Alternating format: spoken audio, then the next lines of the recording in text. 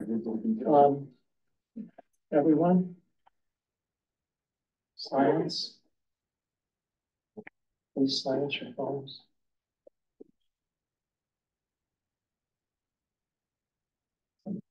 I leave it on now. Okay. So we have 6 members present, so 1 is present.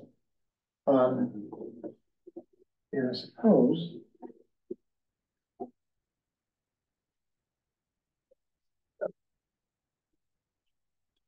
we have 7 members. We have 6 present. So we have a quorum present. She's parliamentarian. I'm a parliamentarian. I'm not. Okay, I'm sorry. I was counting 7. I just wanted to make sure that I hadn't lost my mind. Right. So anyway, so this is a meeting of the 7-Eleven committee. An authorized committee under statute authority to look at surplus properties in the West Contra Costa Unified School District. And I just wonder if I can take roll. We need a volunteer since our secretary isn't here, but we need a volunteer to take the minutes. So yeah. If one of the 5 other members would be helpful. You can probably step down. Yeah, just principally what the topic is, and just a very abstract factual statement of what we discussed. And if we take any action, what action we take. Okay.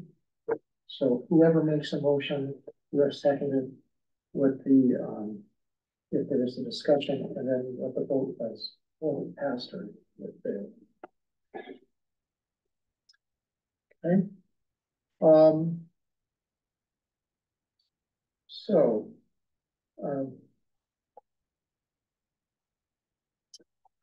let me just read the paragraph that is standard on the agenda.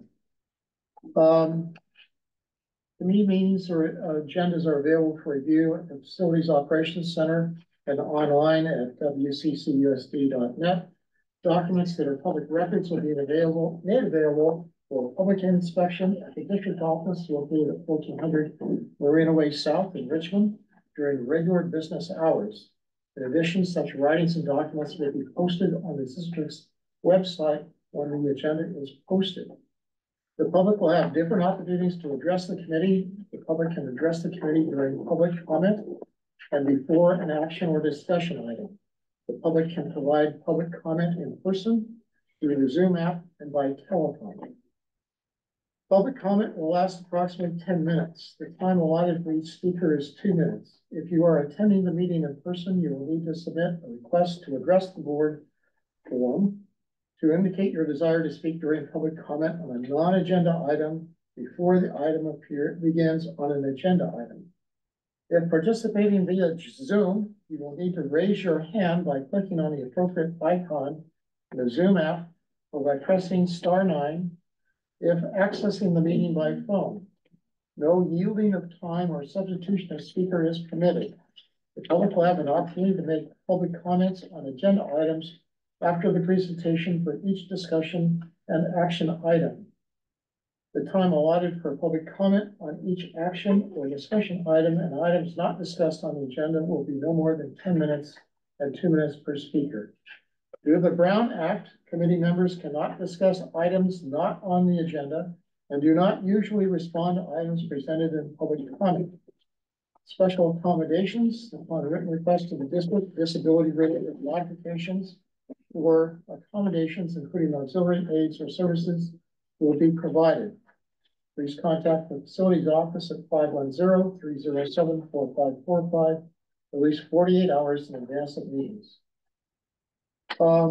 So in our opening procedure, item A1, this is an item that I requested because what I learned by contacting each person and thanking them for their participation in the meeting is that each person here has a background and a rich store of information that will be of use for all of us as we're working together. And I have found in running meetings in the communities that by giving the participants a chance to introduce themselves and state why they are here. Everyone learns a little bit more about the purpose of the meeting. And so I'd like to go around the committee. I have a list of members and ask each of you to say one or two sentences, possibly, taking no more than 2 minutes to introduce yourself to the committee so we can know a little bit about you. So and I think I'll take it from the bottom up, if you will. Well, not really. Guadalupe, could you please give us a few minutes? Well, my name is Guadalupe Diana, and I am a parent of the district. So why am I here on this committee? So my interest to be on the committee is more to actually learn more and also be able to translate that information onto the bigger community. Make them know a little bit more about what's going on within the school district and its different committees that I sit on. So really making sure that the community is well informed. And especially our Latino community when we're talking about different subjects. So I think that's my main purpose here, to be able to sit here and be able to relay information to the bigger community and also get more information for myself. Thank you. I speak only one language principally, so I'm humbled by your presence. Thank you. Liz? My name's Liz Garay. I have been in mortgage finance for 25 years. So I'm involved with, I see real estate contracts. I see a lot of different things in real estate and home loans, obviously. So contractual stuff. And my daughter is a student in Contra Costa County. And we recently purchased a property here in the county as well. So I'm just trying to see what's going on in the community, coming from the South Bay to here. Okay. Thank you. Archie? That's fine. Ardo? My name is Ardo Rentila. I grew up in Richmond. I went to Fairmead, which is now Highland, Helms, Richmond High. I created groups called Defend Public Education Now. We were an anti-charter group. We've been heavily into education. I was born in Finland, raised here. So education's pretty important to us in Finland anyway. And so I'm also on the West County Wastewater Vice President, also on the Infrastructure Committee. I run the Fairmead Hilltop Neighborhood Council where Harmon Knolls is located. So I know the school, the property intimately.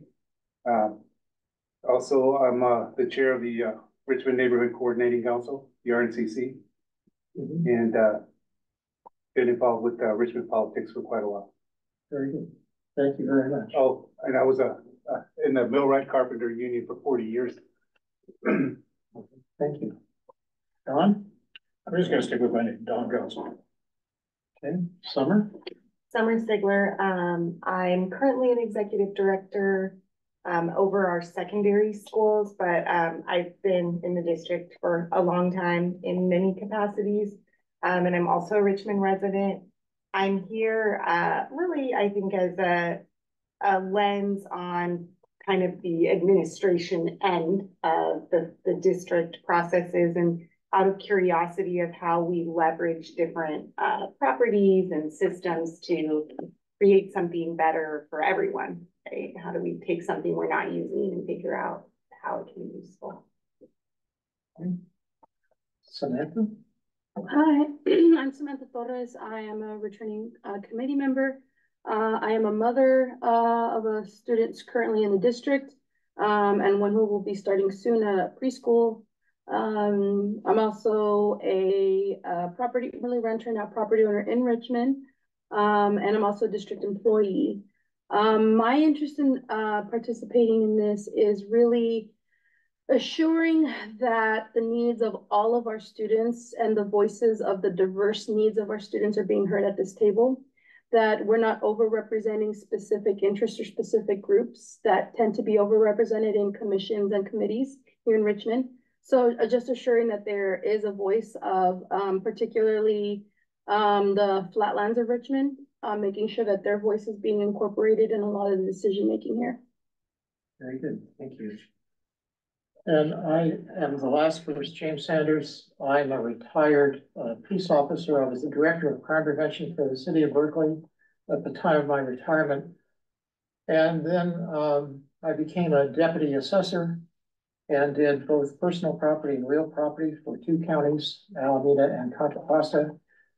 And then I became a teacher and satisfied the credential requirements to teach mathematics, and I taught at the secondary level at both middle schools, Korematsu and Adams, and at high schools, Knoll, El Cerrito, and Richmond. And my interest is, I should mention, my children went through this district. They're both college graduates. One of them actually worked for the district. My wife worked for the district from 1972 forward, with taking time off to help children, and then returning to the district, spending her last 15 years as a principal. So we've been deeply involved with the district for decades, and we have an interest in seeing that the value that's frozen in these suspected surplus parcels can be unlocked and used to sustain the district for the long term. And that's why we're here. So I'd like to thank everybody for their introduction. And now I'd like to entertain a motion to approve the agenda as presented to you. I'd like to make a motion to move the agenda. Is there a second? Second. Okay, it's been moved and seconded. All in favor, say aye. Is there any discussion? Any discussion? I am. Yes. Don? I'm looking at the very next item on there, 8.3 is an approval of the meeting minutes. I did not find any meeting minutes. So we're going to approve them without seeing them? I think we could probably remove A3 from the agenda. Son of a gun. Sounds like a good idea. Okay, R2, would you, R2. Right, just want to give it its name. well, correct. Yeah. Okay. R2, yes, would you, consider amending your motion to remove item A3 from the agenda and then approve the agenda as submitted? I would. In a second. It's been moved and seconded that we amend the motion to remove item A3. In the future, we actually have to have the wording. Yeah. That's proper. We have to. And the wording is approval of meeting minutes of March 5, 2024. Thank you. All in favor? Or any? We can't do a raise can with Brown Act. We can ask for no objections, and if no one objects, then it's unanimous. Otherwise, Brown Act requires that we To identify everybody's vote. So we have to know how every single person votes. Okay. I can work with that. So, yeah, okay, let's see it. If there is no objection, then the amended agenda is adopted. Seeing no objection, well, let's move on to A4, which is anticipated future meetings. And it only refers to one of them, which is a week from tonight at Adams Middle School, the property at 5,000 Patterson Circle, Richmond, reconvening the meeting at this site 1 hour later for review of enrollment data. So Adams is the only site that we're considering where the buildings still exist. And it's my suggestion we visit there and see what it looks like now. I know what it looked like when it was operating because I was on staff then.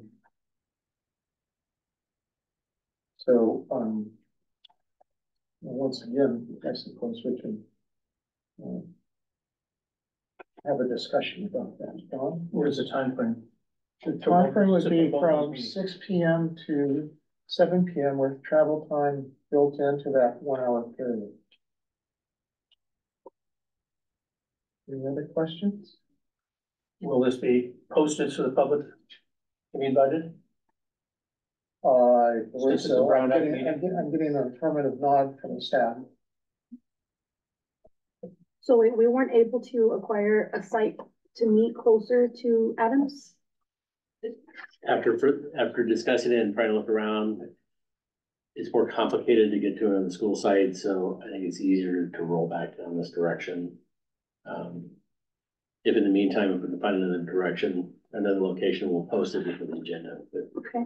press time will be here. It's just gonna eat up, the commuting time is gonna eat up a lot of time. Just saying, cause some of us have done this already. Sorry, I know it's pretty selfish of me, but really, if we're talking on 1 hour meeting and we still have to meet there, everybody has to show up and then we have to, I think, I logistically, I think an hour is not gonna be enough. Because of the commute time. I mean, that's across town It'll take you about 12 to 15 minutes to get from Adams to here. for 11 to 12 people to get between two sites. So I'm saying that could take up a lot more time than. I'm just saying, I would have preferred to have a closer location just to avoid having commute time eat up meeting time. Would you like to carpool with any of us? And we can come pick you up and take you. Possibly, but I'm just throwing it out there that I would like have more efficient use of time. So I'm proposing we make an effort to find a location that's closer to the site we're visiting. But we can ignore it as well. I'm just merely a suggestion. My experience has been that when we've had, we meaning anyone in the community, when we've had a meeting in the evening at a school site, we have to make sure that we have janitorial services at the school site. So it's not necessarily an easy thing to do. Just something to consider. Okay. Any other discussion?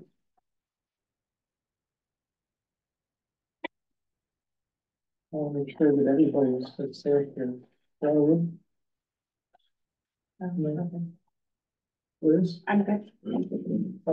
Yeah, the only question I have is, should you not be able to make it to Adams on time, would that be considered, a missed meeting? No quorum. Yeah. No quorum? No, with no quorum, the answer it wouldn't be a meeting until there's a quorum because of miss parliamentarian. So we wouldn't be able to conduct any votes or anything? You could still get, with no quorum, a presentation at the site about the site. You just wouldn't be able to take any votes. Right. Anything. It's, So it would happen. Which is not. it's really for information gathering. You know, I could describe and I could show you photographs of what it looked like before it stopped being an active school.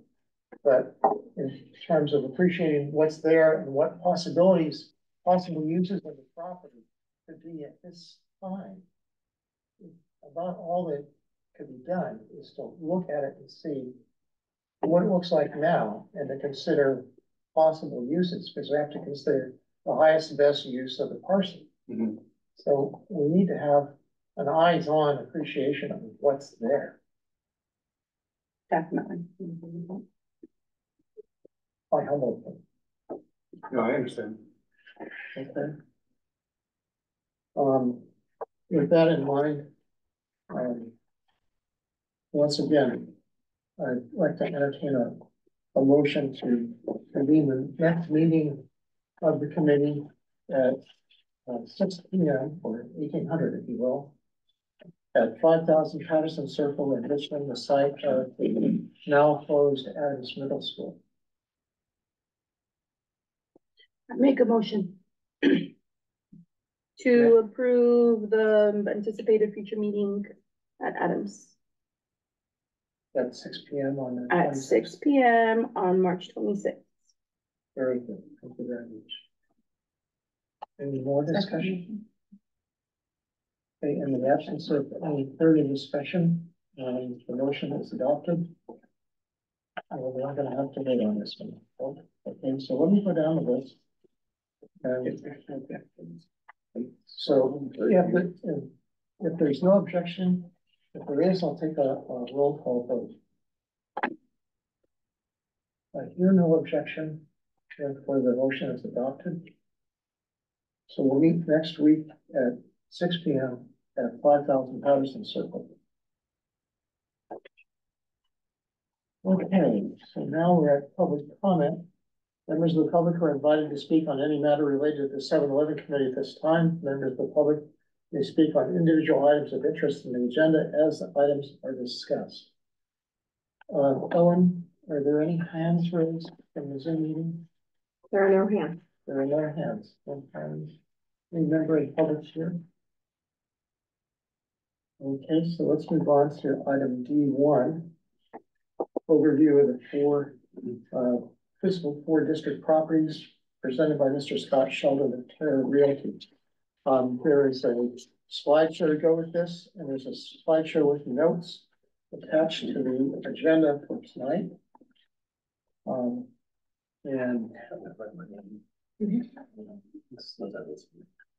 so we can move on, and Scott, I'll turn it over to you. Are you ready for me? Okay. So my name is Scott Sheldon with Terra Realty Advisors. Let me introduce a little bit about myself and our company. We were part of the process when it started back almost 2 years ago with the 7-Eleven committee. Our practice is in real estate, primarily advising public agencies, typically school districts, cities, and counties in their real estate matters. We do work for and have done work for almost 40 different school districts throughout the state of California in terms of looking at what they own and how they might be able to position it. We also do leasing and not from a brokerage capacity, but from a reuse of particular sites that may not be utilized by the district at the current time. So our focus is on, asset management. That takes a lot of different forms. So from real estate, from looking at ways of creating money for districts, because that's something that most districts are sorely in need of.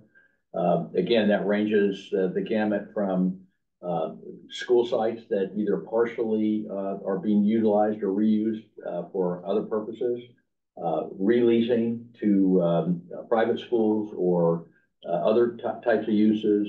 And we also have a billboard practice that we do digital billboards for school districts on their property. So mostly in LA. So our practice is primarily the Bay Area with a heavy emphasis in the South Bay, as well as Los Angeles, where I was in LA 2 hours ago.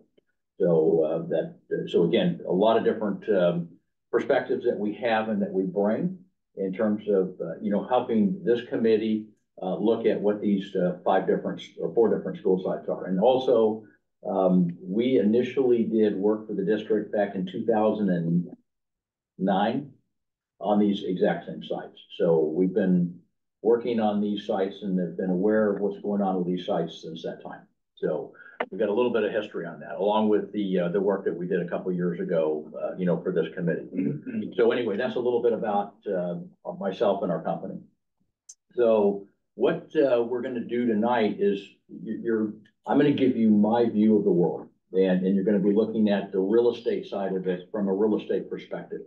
But again, with a lens that, it's really important to understand what the economic and physical constraints are of anything, real property being no exception to that. So we're going to look at sort of opportunities, constraints, what that might mean. And our goal is to give this committee information that they can turn around and make good decisions for. So again, we're in the information business and you're in the decision-making business. But having a lens and having a filter and having information is always typically end up making better decisions, in our opinion. So, so the why. So again, the committee was formed to take a look at, you know, these properties. We're gonna do a dive into all 4 of them. And again, I'm hoping that this information is gonna be really helpful for everybody. For some of you, it's gonna be a repeat. I apologize. For some of you, it will be new, and so we'll go from there.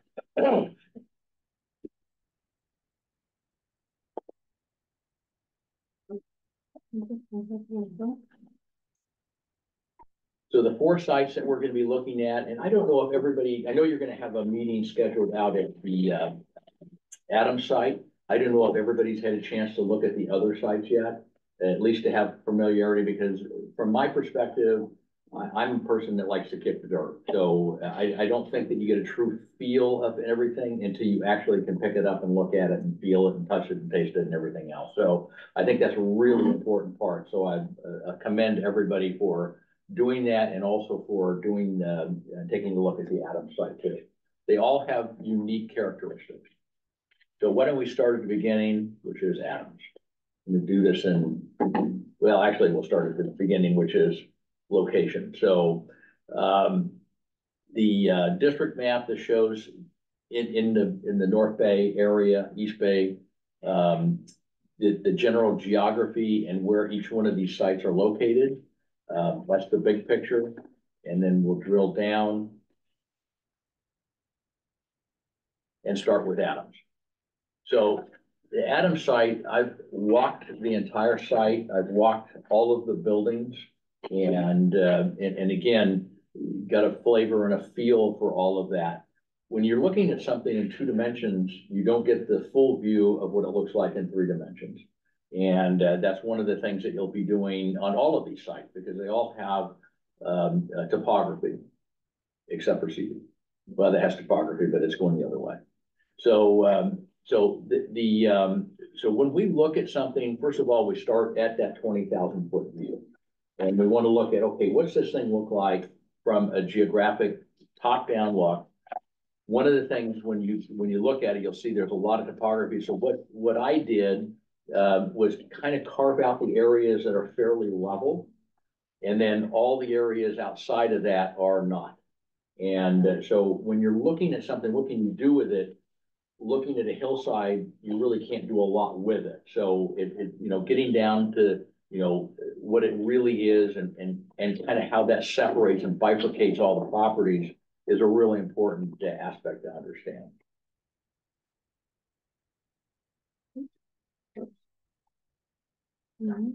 So we did have some pictures of this, and I've got a lot of pictures of it, but again, the idea is to show generally the topography. There's actually 2 pictures there. The left one is going down Patterson Circle, and then looking over at the area off to the right of that. Next. And then that's the entrance, again, along Patterson on the left-hand side and the right-hand side of how the circle, when you look at that, you know, everything looks okay. And again, these are some of the level areas right there.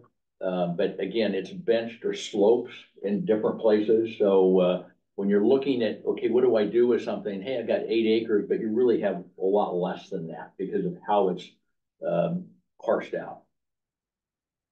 And then that's the backside of the building that you front on. That's a 1-story element along Patterson. So again, it's looking at, you know, it drops down, it goes out level with the street and then drops down immediately 2 floors.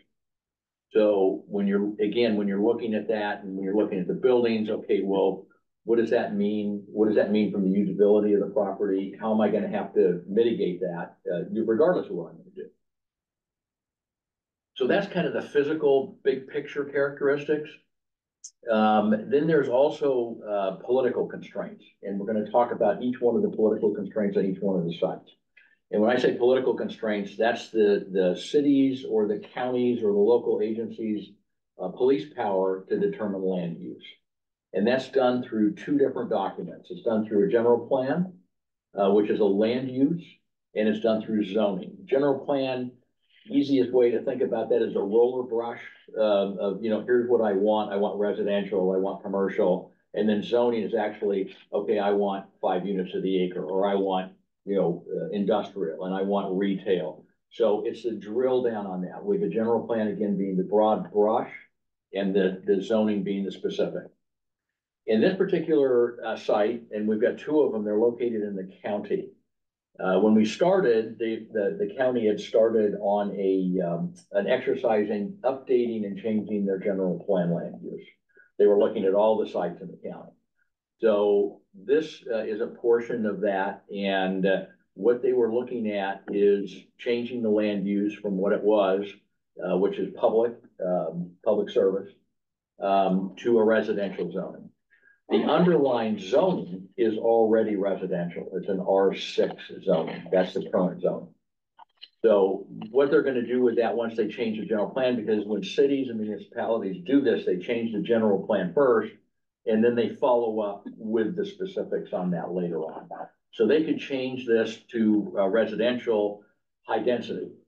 And even though it's zoned R6, which is 6 units per the acre, whenever you have an R and a number, that's the number of units per acre. They could change it to 20 units per acre. I mean, it's whatever they're gonna do. It's the implementation phase. That's the zoning part of it. So again, Sorry, yes. quick question. Can you, explain again, how would that change? Or why it would change it, R6 would change to anything else? So the county has to go through and update their general plan every whatever period of time. The housing element they have to do much more frequently. But the general plan, you typically don't want to go much more than 15 years with the general plan because it becomes outdated. Communities change, things build, developers come in and then you can ask for general plan changes. But typically the agencies will go through a comprehensive general plan change. And again, anywhere between 10 and 20 years, with the housing elements being much more frequent. So that's the reason why you do that. It's more to reflect what the current community is and also to reflect what the needs of the community are. So in this particular instance, what we're seeing, and not just in Contra Costa County, but everywhere, is there's a huge demand for housing. And the state has changed a lot of their codes and ordinances to allow and permit, in fact, actually force jurisdictions to put housing. So I believe, and I don't know this for a fact, but I'm pretty sure I'm right, that one of the things that Contra Costa County is doing is increasing the zoning so they can get more housing. And part of that is because of their arena numbers, which is their regional housing allocation. The state actually says, thou shalt do this many housing units over the next 5 years. So in order to do that, then you need to change your general plan to be able to account for, okay, well, we have this new site, it's 8 acres, and before it was not zoned, it was zoned R6. Now we want to make it R15. Well, we just added 7 units to the acre to that to meet our regional housing needs. Politics, not necessarily reality, but politics. So, but again, in this particular, yeah, fine. So this is the zoning map that's currently in place. And again, it's an R16 zoning. So, and it shows you kind of where everything is in that whole area is zoned R16. That could change again, depending on what the ultimate general plan land use is. So there's the political, and then there's all the other things. So, and I'll get to that in just a second. One of the things that's really interesting when we look at, the property and what we did for all 4 of these, so I'll just make this as a blanket statement, is that we got title reports on each one of the properties. That gives us not only what the legal constraints are, but also things like easements and other deed restrictions. And we'll be talking about some of those on a couple of these properties. But what's really interesting is the history. So I do a lot of forensic work for Caltrans. And we go back, in some instances, in fact, we did for West Contra Costa, we went back to 1852. And we do understand what happened over a period of time. So one of the sites that the school district has is the lake site, and maybe you're familiar with that. That was acquired, a long time ago, and pieces of it were not. And actually, that land was subject to the largest partition action that's ever happened in the state of California. It took 40 years to litigate. Started in 1852 and was settled in 1892. But we look at all those things. What is the effect? What was the past? What's the history of this thing and this piece of property to give us an idea of where it was and where kind of a direction and something to look at for options. So we pulled the old map, it's a 1911 subdivision map, and this was before the Subdivision Map Act, which you could never get this map approved now. In 1929, the Subdivision Map Act was passed by the state of California, and that regulated what you could do with a lot of things. You could not make this map now work. In terms of, if you got real close and looked at it, I mean, they're really narrow little lots and all the other stuff. So anyway, but it's really interesting to see, okay, they formed all of these lots and they're paper lots. And then the school district acquired these lots and then basically merged them into like 2-3 parcels. So again, that's done all the time also. But again, it's part of the history and say, well, in the past, somebody actually subdivided this land and said, we're gonna build houses on it. Yes, sir. Sorry, can you go back to that, please? Okay, I mean, you touched on this to a small extent about how narrow these are. Of course, we can't tell how narrow they are because there are no dimensions on there. But you've got a neighborhood of more than 90 lots in this. Correct. And then one of your subsequent sheets here, you're saying you can put 36 houses there. The zoning. That's the R16 zoning. Can you explain to us in more detail why that radical change? Well, okay, so 2 things. This was a map that was done in 1911. Now, the new maps that are there show this parcel basically is one parcel like that. So it was all merged. So all those lots went away. They took the eraser, got rid of them all. It's now one parcel. And then zoning changes over time, and zoning is land use. And the county, which has been in the county, determined that the maximum amount of zoning without going in and asking for something different is 6 units per the acre. So that's how land use changes over time. So if, again, if you have houses that are around there that are on the original size lots, if you wanted to rebuild, you probably could because you'd be grandfathered, but because those lots are still existing lots, but you have to meet current standards, setbacks and things like that. But it's the fact that over time, over the last 100 years, this is now not 90 lots, it's 1 lot. And that was done a long time. Probably when the district acquired it, they just merged them all. And again, very typical, very typical. We're gonna, Seaview is another one. So we're gonna look at that in a minute, but it has kind of the same effect on that. So again, what is important to understand is what's the history of the land. Sorry. Yeah, I had a question about the zoning. You speak pretty freely of zoning, but in order to change the zoning, like for example, at the Harmon Knolls site, you'd have to petition the city council. And that's not always that easy. Who would you petition for a zoning change in county? The county. Board of Supervisors. Well, it had to go through the planning, they have a planning commission and a board of supervisors. The board of supervisors at the county level acts like the city council. Right. So they have the land use control. So yes, they would have to go through the same process, different name. Right. So you would go through staff and again, you know, it's changing land use happens all of the time. Not in Richmond. No, everywhere. Rezoning. No, it really does. It happens everywhere. People go in and change land uses all the time. And Rezoning, right? now sometimes they're successful and sometimes they're not successful.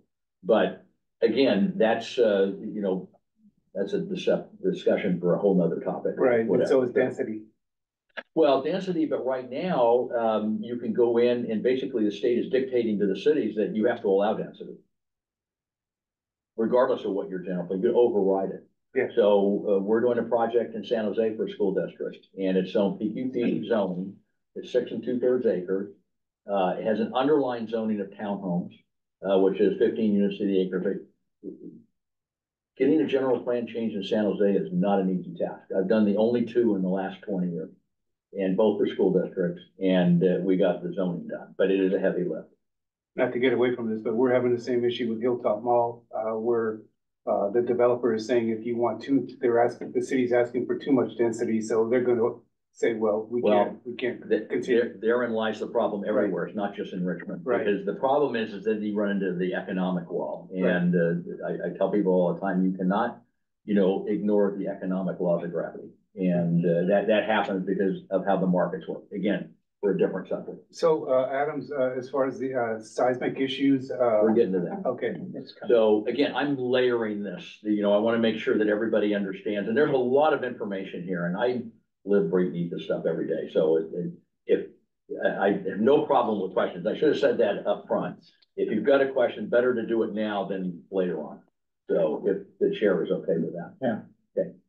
So again, we got zoning, we've got old land use, we got new land use, that's layered with zoning and general plan. And then we have to layer, okay, well, what are the physical attributes? And the physical attributes could be things like utilities. Does it have utilities? Are utilities easily obtained? And that could be water, power, storm drain, those kinds of things. The other thing is, what's the soil condition? And, you know, is it sand? Is it clay? Is it rock? Is it how does that, it makes a huge difference as to what you can do, because then economics starts coming into that. And then in this particular case, as well as another one of the sites that we're going to be talking about, there's this thing called the Hayward Fault. And that yellow line right there represents the Hayward Fault. And the Adams School sits in the middle of the Hayward Fault. So what that means is it's in an Alquist-Coriola zone. And this was two legislative people decided to name something and do it, you know, so their name would be in infamy for all time. So what the Alquist-Coriola map does is say, within this zone, you know, where the fault is, there's a tremendous amount of potential damage that could happen if these tectonic plates move. And I think we all experienced that back in 1999. And that's where it ran along. It ran along that fault and the Loma Prieta and everything else. So I went to the USGS site and looked at, you can actually tour the site, and look at different places. And the visible trace of the fault appears on one of the streets that runs by Adams, but very far from Adams. And if you look at the residences that have been built there, they're built almost right up to the fault line, the visible trace, and then they stop. Right. So Adams is actually downslope. it's downslope, but not much. I mean, from the actual fault. So this is the zone. Right. The yellow is the zone of high impact, if you will. So that, but the fault itself, I mean, we got the maps, I mean, but this is more important to see, okay, where is it? But the geologists have said this, you know, and they've got it for every fault in the state of California. Right. So this is the area of, you have to be very careful what you're gonna do, because there's a fault, and when something happens, that means it's moving everything around it, right? And so so again, that's one of the real constraints from a geological point of view of developing anything on this site, because you've got that fault that runs there. Now, there's still people that are building around there. The problem or the issue is that you end up having to do very large setbacks. So one of the setbacks that you'd have to do is, in the theory is okay, if this house falls down, it can't fall in another house. So how do you deal with that? You deal with that through a setback. And so again, it's gonna, you know, for somebody to do housing on this site, I'm not saying it can't be done, but it's gonna involve a lot of engineering and a lot of work in terms of siting how things go. And again, when you look at it next week, you get a little bit better appreciation of it, because it's benching, it's sloping, and it's going this way and that way. And, you know, part of that was, you know, it's the original topography. The school benched things out so they could have a playfield. They did something so they could build a building on it. But the general slope, if you look at the rest of the houses, they worked with a contour of the thing. So you can imagine, okay, well, this is what it was back in the day of what it was. And then we came in as a school district in 1953 and just cut all this stuff out so we can use it. Can't use a field on a slope, right? So that's one of the things that you know, when you're, and again, I'm trying to give you information on things as to something that you don't try to defy the laws of gravity and say, well, I'd like to do that. Well, that's great, but did you take this into account? So one of the things taking into account is there's going to be a lot of constraints in terms of what you can do, and that's going to impact density. It's going to impact land use. And you know, how can you deal with that? So we'll get into that a little bit more. Yeah. Another question, with respect to the topographic map, you can see contour lines, but what are these lines with the small numbers at intervals? that are On the running right-hand side? diagonally across one parcel or another. Okay, are you looking at the What are they- right-hand side of the map? I was Is it- looking at it's the hard to left-hand see. side. Over here, Yes, I would assume Get those are the old utility fashioned way. lines. Those are utility lines. These guys? Unfortunately, on our printed version. No, these are topo lines. Sorry. So if you're looking at these lines, these lines are all topo lines. So there's, Yeah, it's probably every 5 feet or something like that. I mean, to look at the scale on that. okay, Um, but what is? Yeah, where your finger was It's two- before. it This looks is like the number SD. 50. oh, that's a storm storm drain drain. line. That's a storm drain line. Utilities. Okay, So those are storm drains that the city or that the district put in to get rid of the water on their site. And then there's And there's probably sanitary some, sewer. yeah, SS would be sanitary sewer, Water, SD. W. yeah, W. So those are the utilities. Again, the idea is to show the contours and you get a physical manifestation of that when you go to the site. Probably better than any picture that we can show. Unfortunately, on our printed version of that, at least, none of those numbers are readable. And we can produce all of that because these are all Yeah. large scale maps and we can reproduce. Again, we'll do the data dump for all of the information that we have, which includes the large scale maps. It includes the title reports and all of that. I mean, we've got all of them, so all the background stuff. Okay, so here's a summary on the title. Again, I mentioned that we pulled title reports on all of these. The district acquired the property in 53. There's easements, because when you looked at the original map, there was actually roadways that showed through there, so they actually had water lines and things like that in there that serve other people.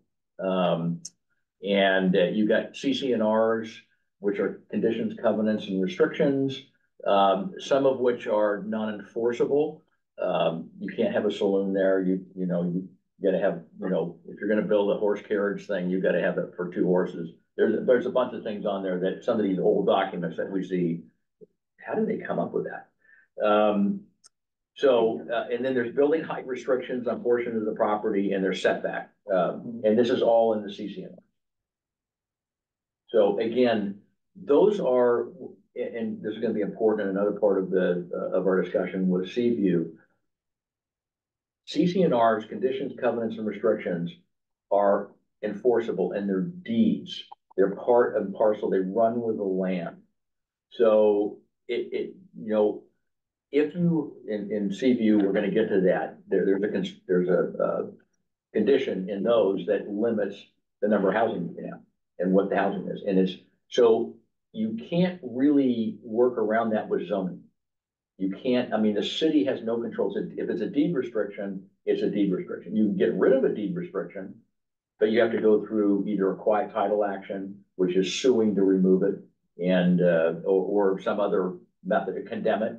You can condemn it, and the district has the ability to do that. So again, it's important to understand what's there. Most of the ones on this particular property are benign, if you will. I don't think anybody's gonna put a saloon up there. Well, I don't know, Don talked about that, but. We need more entertainment. Yeah. We could put it right next to the soccer field, There right? you. Okay. Microbrewery. So anyway, so there's title issues and things like that. It's all hand. Oh, I'm sorry, yeah. Yeah, I just was curious, as a committee, how much emphasis do we take when we understand that there are earthquake faults involved with the property? Or do we just say, So we've done a lot of 7-Eleven committees. And what the 7-Eleven committee is charged to do, and this is in the code, is to make a recommendation to the board. And the recommendation to the board needs to be formed by a lot of different things. What is the community looking for? What does this committee think that is good for the district? And again, I think that the lens that you need to look at it through in terms of starting to frame your recommendations are, what can we actually do with this? And what does it mean economically? What does it mean from a community perspective? Okay, so we'll get, I mean, then they'll start circling around and all this stuff. So from my perspective, I'm focusing on the facts. And here are the facts. And what you, and how you choose to form an opinion of what you'd like to do, you should base it on fact. But again, I could come up with all kinds of different things. Will you sell it? Yeah. Well, okay, then what is it worth? If I keep it, well, what am I foregoing? So a lot of this stuff in the real world comes down to economics. But the economics is monetary and it's also community benefit. Right. They're a combination of both. So I think that it's wise for everybody to consider both. Okay, so that's one. So that was actually, in the scheme of things, it would have been a lot easier to start with this one because this has got less hair on it. So let's talk about, and we're going in alphabetical order. So there's nothing magical about how we ordered these things. So Harmon Knolls. So Harmon Knolls sits in the middle of a residential area. Everybody knows where that is. Question. Sir, sorry, for my notes, can you just confirm what city Adams located in? Adams is in the county. It's a count, okay, It so is it's unincorporated. unincorporated. Okay, Unincorporated, sorry. Has a Richmond mailing address. So it says Richmond, but it's in It's the what? county. Has a Richmond mailing address. Yeah, but that's just the post office. It's in unincorporated Contra Costa County. thank you. Richmond is Harmon Knolls is in the city limits of Richmond Incorporated. So this is interesting. You can see there were buildings on here at one point in time on a portion of it. And it's one parcel, one assessor parcel number, was created.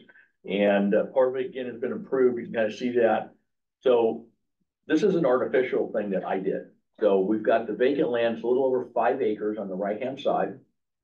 And then the park area is a little under 4 acres on the left-hand side. And that is actually being operated by the city of Richmond under their park and rec department. And there was an agreement on that. I don't know if that's still in place or not. It is. I don't Well, it was, The notes I had said May 2021. yeah, it expired, but I know that the city was working on, and I don't know if anything ever happened with that.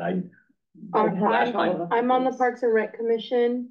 Every time I ask for updates about any joint use agreements, I'm told that they are going to have a meeting soon. So I don't know the how same long. thing I heard, so they're being consistent. Yeah, they are gonna they're gonna meet and talk about it soon. So, but that's been a while. Right. So the other parcel that's to the left of the 3.78 acre parcel is a 2 acre parcel. It is actually owned by the city of Richmond. So they're operating basically almost a 6 acre park, a little under 6 acres. And they're in charge of the watering and the maintenance and all the other things. But the city doesn't own that. The district owns the 3.78 plus the 5.09 acres as one parcel. Hey, can you go back to the map, please? Thank you. This is an issue that actually Jim and I were discussing at the last meeting here. I was under the erroneous assumption that the parcel on the right, the brown weed area, was the only part that was owned by the WCCUSD because that's where the school was. But the 2/3 of the left-hand lot is also owned by the school district, even though it is being used by the city. So when we're going to be making recommendations to the school board, do we just talk about the brown lot, or do we include the green lot in there as well? No, that's a question. Yeah, no, you would include As a committee. Because at least there was a legal document that said that the city of Richmond was controlling that as part of their park system. It had expired when we started this process a couple of years ago, but it was still there and it was still in the process, as Samantha mentioned. So when you're looking at that, and I'm jumping ahead a little bit, we looked at the 5 acre pieces unencumbered, if you will. There's nothing that the district could do whatever they want with that portion of it, but they would have to deal with, and you should deal with, okay, well, should this area stay a park? And then what does that mean? Should the district sell it to the city? Should they just continue letting them use it? That's the question that you all are going to need to talk about. in terms of forming a recommendation. Does the NAWA Act apply to the park area? In terms of, City gets the first, right of first refusal on use or sale of the property. not if you're exchanging it. If you're gonna sell it, yes. So there's a whole separate thing in the Ed Code about disposition of property. And what you can do, what you can't do. If you're going to exchange property, that Naylor Act does not apply. If you're going to sell it, yes, then you've got to go through a process. You got some of that last week or 2 weeks ago with the, with all your Brown Act stuff. And, you know, everybody just soaks this stuff up and remembers it all, but, it's complicated. It is complicated. Yeah. Are you speaking of 1031 exchange for like property? It's The actually district not a acquire? 1031 exchange because 1031 exchanges are done because of tax purposes. The district is non-taxable. So it's just a straight exchange. But for the district to acquire another school or another No, they can site? acquire anything. Mhm. You can acquire income property. We've done $200 million of exchanges in the last 3 years for the school district. All mostly income property. So we're generating revenue. So we took a piece of property, we sold it Mhm. through an exchange and acquired another piece of property. So, if the, city wants to continue to lease that property, there should be no issues with the district, because the district, I don't know. okay. I mean, that's Because it's- something that your task is to, To take the figure that out. information. The district owns that whole 9-acre piece. Yeah, because it's the only park in that neighborhood. But and again, you could say, okay, but then the recommendation could be one of things. I'll throw one out. We want to continue having the city of Richmond use this so they could take, basically it's almost a 6-acre park with their 2 acres and I'm rounding them to. And say, that's important to the community, but we want the, we need to get into a new agreement because that's always important. That could be a recommendation.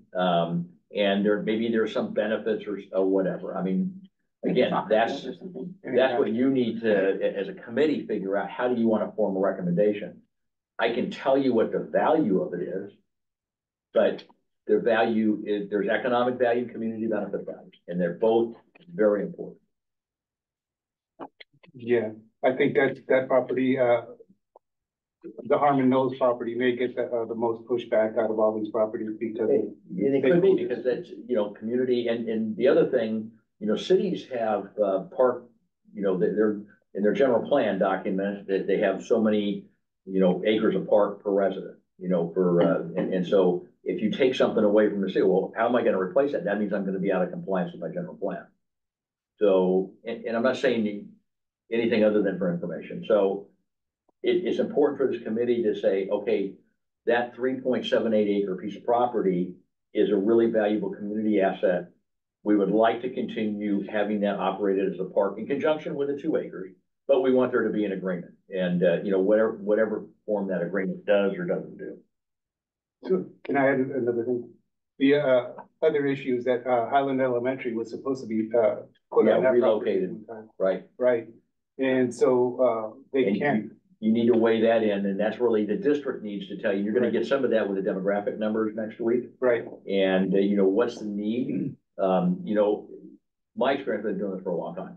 My experience is that cycles work on anywhere from a 20 to 25 year round. So, I'm in inclining enrollment. Now I'm in declining enrollment. Now I'm in inclining. So that's about a 25-year spread between those.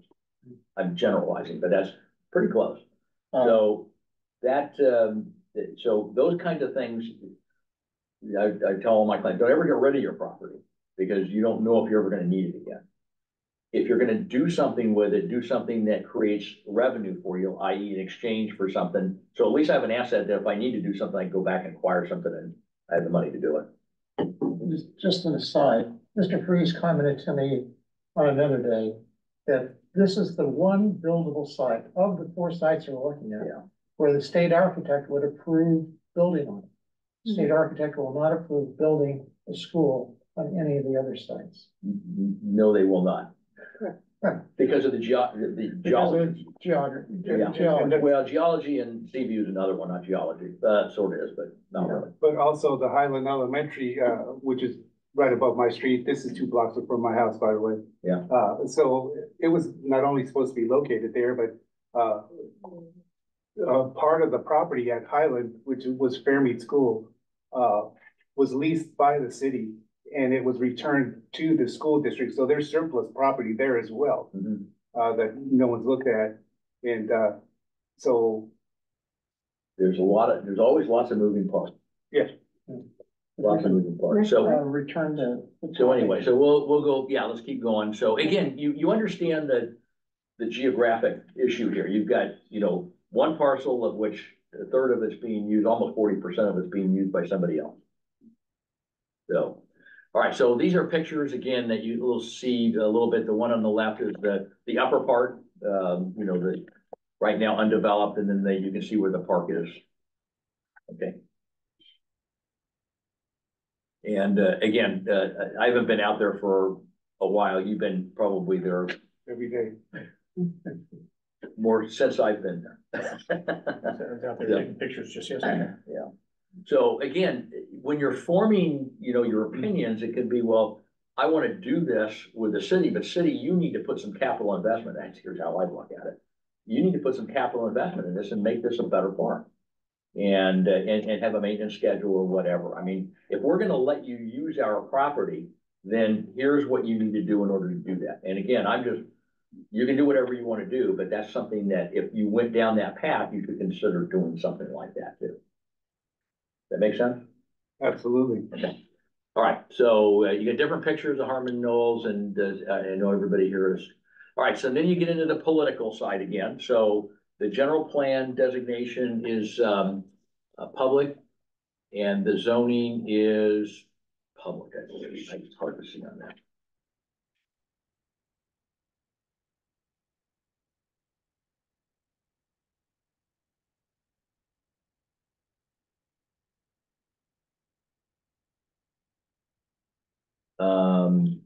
Yeah, general plan is Park and Rec, and the current zoning is Park and Rec.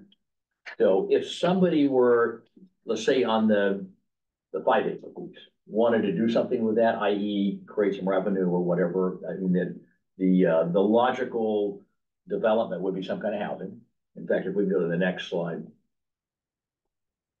Okay, there's your, your 2 parcels there, the big parcel, the 9+ acre, and then the 2 acre. All right. That's one.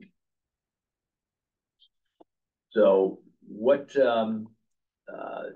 again, district required in 65, there's utility easements on it.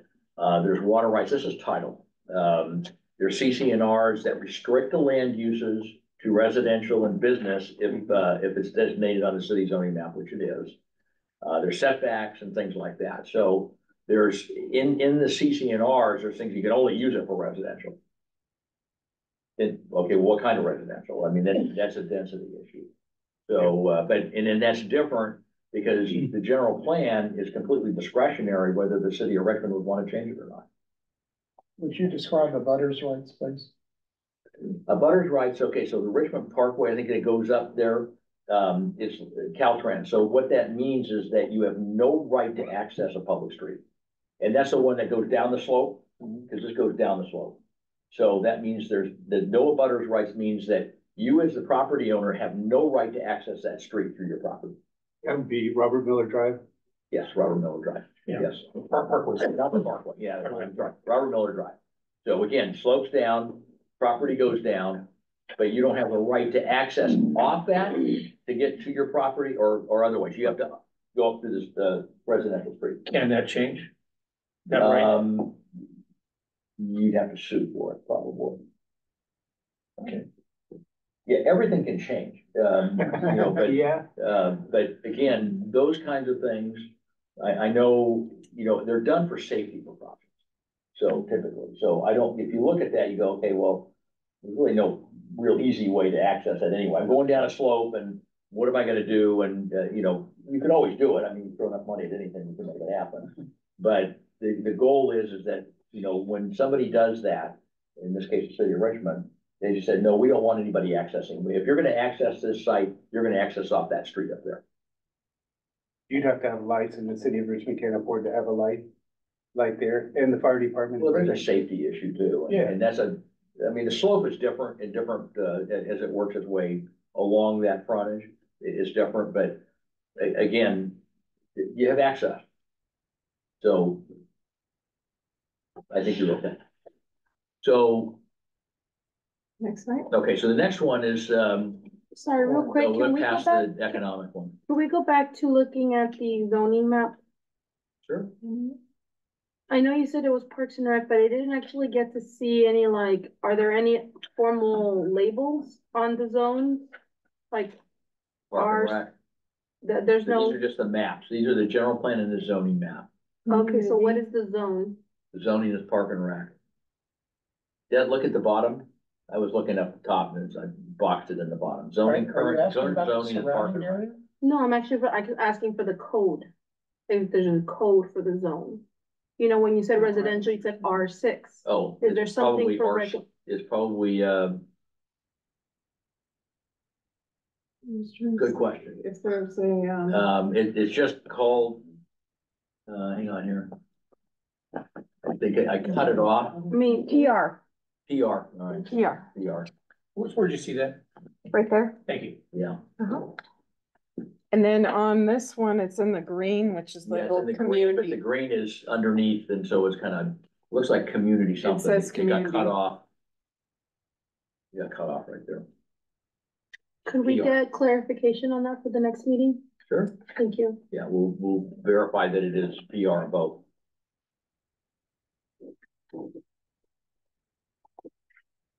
Okay, so go to the economics, Virginia? what passed. Oh, I thought we did that. Oh, you don't have that on there, down below? What's the one underneath that one?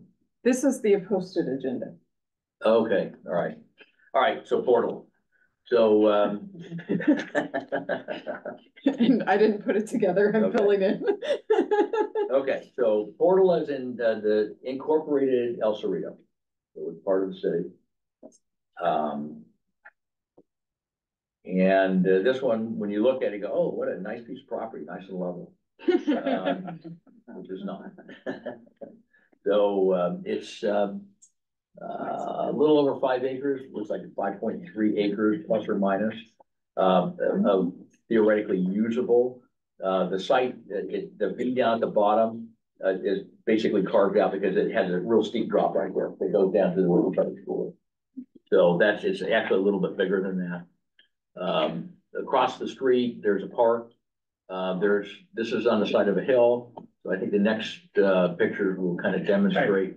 Before you get away from that, please, and on the Portala site, tell us a little bit about the community garden that we're seeing in the upper left-hand corner of Portala site. Who owns that, who operates it, This one? how easy it is to bulldoze out? So it's It's, temporarily closed. I walked it, it's not much to get rid of it. Well, yeah, But there's a political and a reality. that's my point. I don't know what kind of agreement, that's a district question to ask. 2 words, People's Park. Yeah, oh my God, yeah. Okay, no, I mean, I don't think it's quite that, no, but if people can stop right, doing anything, the Gilman Tract. Yeah. Again, same kind of thing. Yeah, that's another one. It can stop things in a heartbeat. Yeah. And there is that stuff growing there as of yesterday. yeah, it's still being utilized, they have it irrigated and I walked around it, but it was last year. And they had a pretty good growing operation going on there. So, but I don't know what if there's an agreement, I think it was done, isn't it done through Davis? I do not know. I think so. This is an unauthorized garden on UT this Davis, site? okay. It's Oh, under- this, Yeah, I think so. wow. I think it's more formalized than I'm just gonna show up as a neighbor and start gardening. Okay. That's a district question. What's the legal on that? What's the agreement? Okay. Okay. So We're good? pictures, Oh, that didn't work the way I planned. Do it the old fashioned way. all right, so there, again, phenomenal views. Mhm. I know the first time I went there, the school was still there. And that was a really nice classroom to look at when you're learning math and looking at the Great. Golden Gate Bridge and the whole bay, just It is spectacular. So from a development perspective, it's unbelievable. I mean, in terms of views and, you know, all the other stuff. But it's got some slope. And the concrete channels right there, that's basically just for erosion. The district put those in to make sure that it was picking up the water so it wasn't washing down, because this site has got a lot of landslide issues. And so does this up above too. So it's out of we'll see it in a second, it's out of the Alquith Priola zone, but it is in a landslide zone issue. So, or has a landslide designation on it. So the fixes on that are different than the Alquith Priola. It's more stabilizing soil so it doesn't decide to keep sliding down there. I mean, since you brought it up, since I was a younger person, more than half a century ago, it used to be entertainment for us. All of Mosier Lane, all the way up to Arlington is sliding down. Right. But it's just like with earthquakes. You get the tension, and all of a sudden the rubber band breaks. And you'd have parts of Mosier that would shift down and to be a full 12-inch difference in elevation for the road. And we just gotta sit back there and watch the cars, Yeah. you know, total themselves. Scary to drive down that, yeah, Yeah. when it's wet, yeah. Now, It's an ongoing but problem. when they built those roads, they didn't account for it. Now, that's up in the Alquith Priola zone. So that's not only got the landslide issue, but it's also got Yeah. the fault that runs right through there. So maybe, I think the next picture of the one after that is gonna, all right, that's the field, and that's the street that goes up, I think it's Seaview. That goes up right at the top end of, off of Mosier. Okay, so this is a zoning map. And the zoning is public. Institutional utility. That's the general plan, and institutional utility is the zoning. Excuse me, public service. Public, semi-public, sorry. So again, that's the school designation, that's pretty typical for public institutions. When city owns stuff, it's typically an institutional or PQP or a public service or whatever zoning that designates the land use. So if, and as Jim said, you know, there's no way you're ever gonna be able to build a school here because of the fault, because of the slide. DSA would never, ever let you even think about doing it. Same thing with Adam, because of the fault. So those are not school sites. And so we, you know, if the goal is saying we need another school site, neither one of these are gonna work, period. Because of the geological issues and the topography. I mean, if you think about it now, you know, to try to make ADA work on the side of a hill is not an easy thing. Because you have to ramps and you gotta have all these other things that, you eat up all your land and just trying to get around. So, but it's a fabulous piece of property. Was the soils engineering report done to your knowledge? Here's what, yeah. Do we have And the any idea next, how far bedrock is? From the surface? You know, it's been a long time since I looked at it. It was done by Alan Knoll. I think we've got one of the next slides we've got, and we've got all that stuff too. We've got all we've got the geotech, the soils analysis for both Adams and for Portland, and the district does too. Okay. All right, so this again, you recognize the yellow line, that's the fault line for Hayward. And you can see that the Portola site is a little ways away from that, but again, it's still in a landslide area. So you don't have the direct impact of the fault, but it is close by. All right, here we go.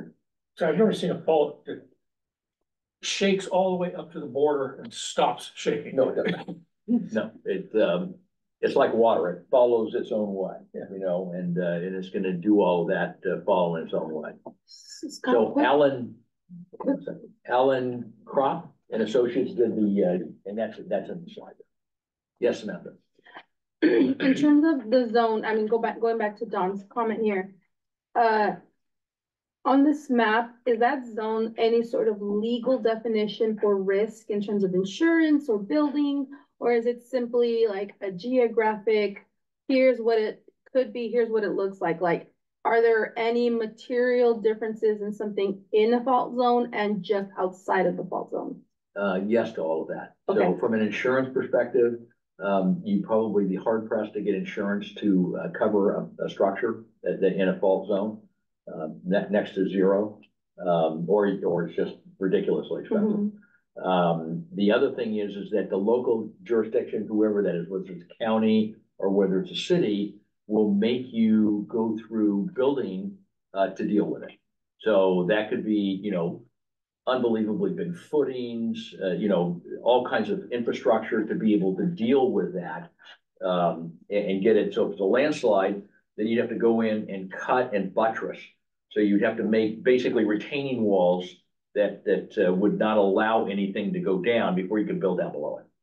And do it that way. I mean, it's simplified, but you'd have to do something to it that wouldn't make it move, because the city or any agency is not gonna wanna permit something that they think is gonna actually move across the property line at some point in time, or could.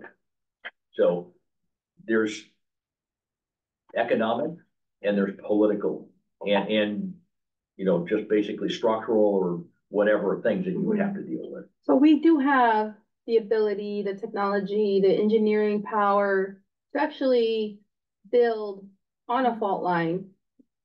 Economically, it may not make sense, but there are ways to overcome a lot of the restrictions of building on a fault line. Not for a school. Well, not for, right, not Not for, for understood, school, yes, yes. And probably not for anything that had a lot of occupancy. So if you were to build a shopping center, that has a lot of occupancy. A single family house does not have a lot of occupancy. So when the jurisdictions look at this, they look at it on a population per acre and say, how many people are there? Shopping centers can have a lot of people per acre, office building, a lot, schools, a lot. So you can't even build it. Thank you. No matter how much money you spend. But that's not necessarily true for charter schools. No, because charter school, well, they're gonna run into the same, they're subject to building permit stuff. They're not, they can do things, they don't have to go to the DSA. But it doesn't matter, the local jurisdiction, local agency is still gonna enforce. If it's in, you know, a fault zone, then your engineering has to accommodate that. Just like you would with a single family house. Yeah. Back to Portal. Pardon? Can we get back to Portal on that?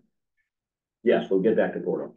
So, again, this is the topo map, the same map that we showed on, and it just shows that every one of those lines is a contour. I think it's like 5 feet or 10 feet or something like that. So you can see how that's dropping really fast all the way across the site. Okay. So again, the district acquired this in 1948, built in 51, torn down in 12, and there's really no title issues that had any impact on the site. The only thing that really has impact on the site is the geological issue. Okay. All right, Seaview. All right, so Seaview is our last one. That is in unincorporated county. And there's 2 parcels. So there's the 4.6 acre parcel. Yeah, 4.6 acres. And then it's, that's Garrity Creek that runs, that's on the 3.3 acres. And there's a footbridge that goes across to service, because that was the field that the district used, the ball field, you know, when the school was operational. The buildings have all been removed. The site is fairly level. And then on the top where it says Seaview, that's actually the water. There are 2 railroad tracks, and this is important from a school district perspective. There's 2 railroad tracks that basically border both sides, parallel. And in those typically, and in this case, no exception, there's high pressure fuel lines that run within those right of ways, not part of the property, but adjacent to the property. Again, there's no way that CDE, California Department of Ed, would ever allow school to be built there today because of the railroad tracks. Be 1,500 feet away, literally. Wow. So that's again, that's you know, with the rail, because of, you know, the damage that could happen, and we've all seen that back east, you know, with Norfolk Southern. But equally important is the high pressure gas line or oil line. So you have to be 1,500, either 1,500 or 2,000. So again, this is not a site that you could develop as a school. Yeah, it could be a charter school because they don't have the same, or it could be a private school, but not a public school. Right. So Okay, so there's some other interesting things on this. Again, here's pictures from a year or two ago. They left, and that was actually really smart, leaving in all the asphalt and the building slab.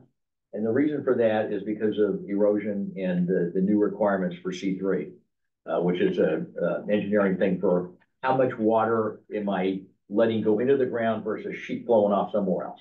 So the pervious and impervious. So leaving that there will allow an easier development, because having all that impervious stuff is a good thing in the short term. Yes, Are there concerns about sea level rise for that property? we're getting there. Okay. So again, you've got the Garrity Creek that bisects the field area. And there is access to the field side. And I'm going to show you what it is. It's down a one lane underneath the train trestle, right there. That's your access by vehicle to the fields. Now, there's also other fields there that are being run by the garbage company is there, and there's another field that's being actively county. So, but that's the only way you can get in for a vehicle to that site. There's a footbridge that you can use to cross. That's what the district did with the kids. They just crossed across the footbridge over here. You can go through the neighborhood to get to that property as well. That is going through the neighborhood. No, there's another way that you go in through There's another one, yeah. properties where Nations is at. Mhm. Are you you go talking through about, the are you talking about the main school?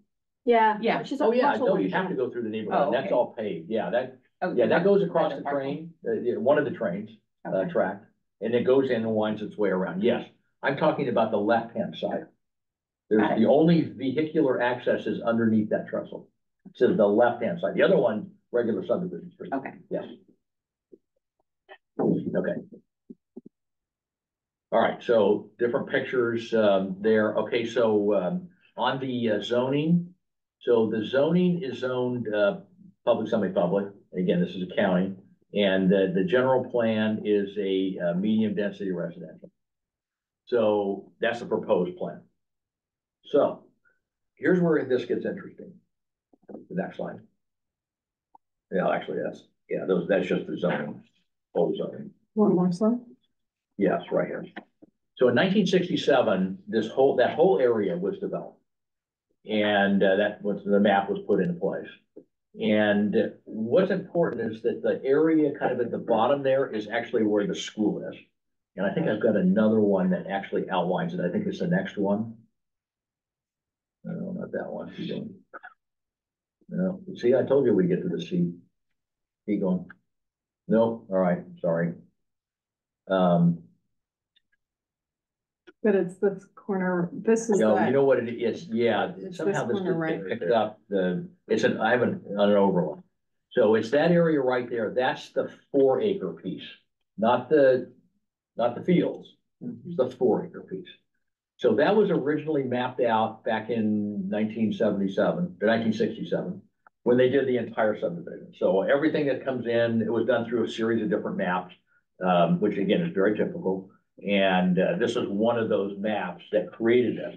School district came in and acquired the property and merged all of them into one when they bought it, because they didn't need those maps.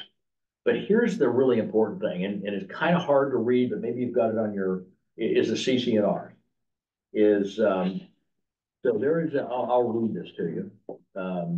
Here's kind of a pain there. So under number 1, at the first highlight or the top highlight, no building other than one detached single-family dwelling or necessary buildings used in conjunction with said dwelling shall be erected or maintained on any lot, and no use whatsoever shall be made of any lot except for its use and improvement as a single-family private residence. In the CC, recorded CC, and that's recorded against everybody. There's 300 houses recorded against everybody. The second one is number 4, which is the bottom highlight. Not more than one dwelling unit shall be erected on any building plot. No re-subdivision of any lot shall result in a lot less than 6,000 square feet. Okay, so you can't, so here's where it comes in on a land use perspective. So when we looked at this 15 years ago, we said, well, this is a deed restriction, and it doesn't really matter what the local agency says. It's a deed restriction, so they could, the city, or in this case, the county could go and say, well, we're gonna rezone this to high-density multifamily. That's great. The neighbor next door says, I'm suing you, and I'm gonna win, and they will. So there's, again, that is a constraint. Now, the reason why I put that up there, because we've talked to a lot of different builders over the years about, well, you've already got them, even though it's all combined into one, you've got a map that was recorded at one point in time that basically shows there's 21 lots that the district picked up, along with some stub street land. So when I look at it, and again, this is legal counsel needs to look at it, and they have, and we just went through this on another CCNR, that you're 21 lots and somebody can sue you on it, and either that or you go, it's in there, you can amend that if you get 51% of the rest of the people to agree to it. So that means going and getting 151 people plus or minus and say, okay, I agree to let you do whatever you want to do, whatever that is. In my experience, the chances of that happening are like, it's not even close to zero, it's zero. So so again, that's something that is, you know, when you're looking at that, it only has to do with value and potential value. So what can you do with it? What's a builder gonna say? Well, I can do 21 lots, and that's it. I've already got a map. Yes, sir. Is it legal to offer monetary remuneration for their support to change the CTR? That's done all the time. Okay, what is it? Well, Exactly. certain areas we deal with is called a bribe. No, I'm gonna do something for you. That's a developer. I'm gonna do something for you in return for you supporting my project. Cities do that all the time. I'll let you have the project if you build the park over there. Well, we're not talking about that. We're talking about actually putting money in their pockets, because that's the kind of thing these people would change. Is that? I'm not talking about. I'm gonna defer that to the lawyer. All right. Cause I'm not a lawyer. So, but can you do something? Can you make a deal with it? Absolutely. Now, what that entitles and everything else, but then you go, okay, well, the problem from a high density is that you have one way in and one way out. And probably maximizing the density, say doing a very high density, if you're 4 acres and you do 30 units of the acre, 120 units, there's gonna be some traffic impacts that are gonna happen, and that's gonna come up through a CEQA review. And you're not gonna be able to make the roads any wider than they are. So again, there's a lot of things on this that when you go out there and say, boy, I'd like to have a house right there. Look at, you're right on the water. And I can see that the next slide, it didn't pick up, but the flood loan. Is the next one the sea level? Yeah, there we go. So the sea level, we've been monitoring all this over the last 15 years. You can see on the left-hand side where the park is, that is probably going to get inundated because it's lower. But the one on the right-hand side, that's where the school used to be, that there's no impact from the sea level. There's enough elevation change right there.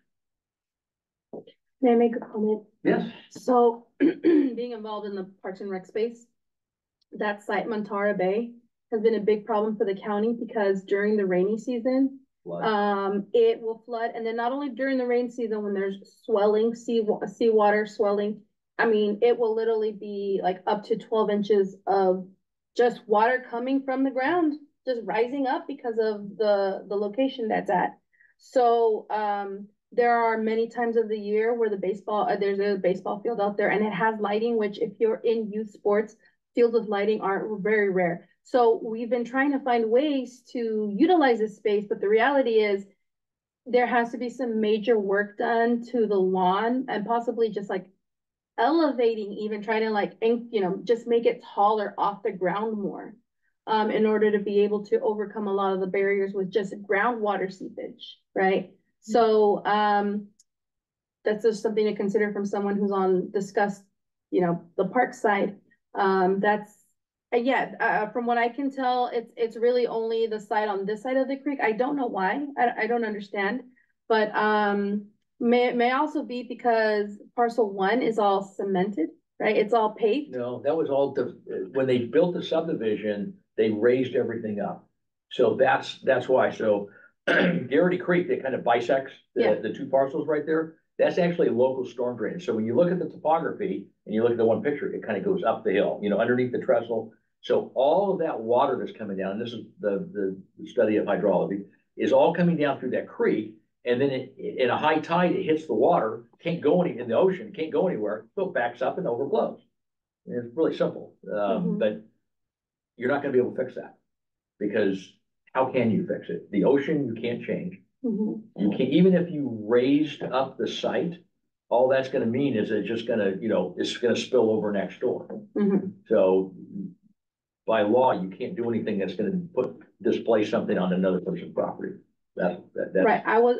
No, I'm just I'm just saying. merely suggesting that the idea of having, if anything were ever built there, it would require like major infrastructure because of the seepage, because of the sea level, like it may not be on a fault line, but it's very complicated as well. It's very complicated. The other issue is that getting there.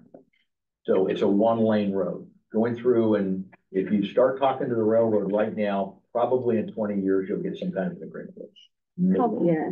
Maybe. Yeah, and then the Amtrak is one of the lines, and I've actually been on the train when the water is, like, the train is going through there, and the water from the sea is, like, you literally hear the train going through the water, like, whoosh. So it is an issue. Yeah, so again, there's two different, the parcels are both owned by the district. But there's two different land uses that, you know, you really have to look at. I mean, you know, what do I do with the dry part, you know, where the old school was, the 4.6 acres. And then again, there's legal constraints, there's political constraints, although I know that the county would dearly love to have the zone for a higher density house. But there's a deed restriction. So somebody's gonna have to go through a process of either condemning it or doing a quiet title action or do some kind of legal action to get rid of it. Or go to the neighbors and, you know, are you okay with us putting 100-unit apartment project?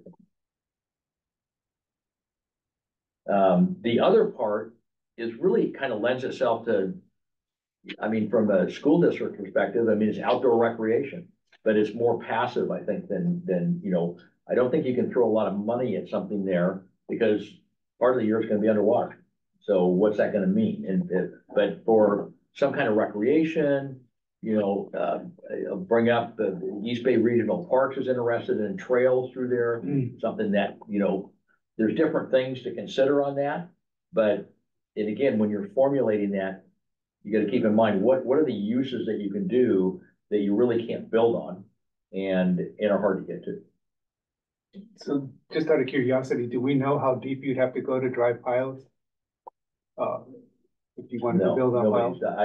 I don't have any geotech stuff. I don't think you do either, so. We don't have the information. Yeah.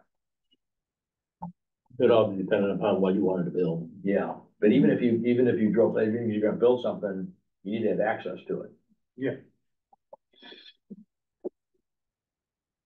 So how do you get that? Well, it's pretty saturated ground, so.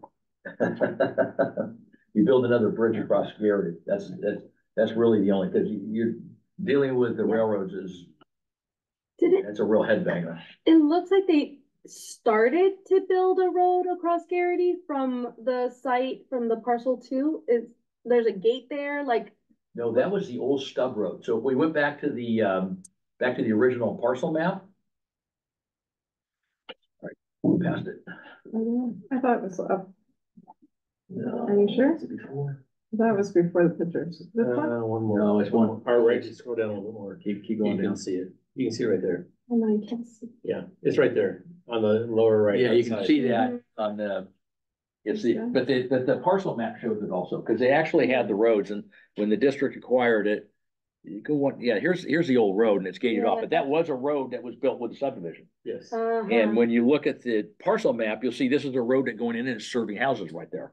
But it was never designed to go across? No. Okay, because it looked like it could have been planned for something like that. Oh, here we go. So, actually, yes, yeah, it was scheduled to go across there. Yes. It looked like they just kind of ran out of money type of deal. That was in 1967 before they invented all of the biological things that you have to do. Which are a lot. Just summary, Okay. or is there? Okay, so in terms of title, district acquired property in the late sixties, school was built in 72. I mentioned, part of the property, and that's the property that's on the, south side, on the other side of Garrity is title, partially submerged. Buildings were demolished in 15 plus or minus. There's no recorded public access to the portion of the property, the field area. There are various easements, on portions of the property. And when I say wet and dry are like PG&E and wet are like water. So that's the term. And then the big issue from our perspective is the CC&Rs, the conditions, covenants, and restrictions, which limit significantly what you can do. Yes, sir.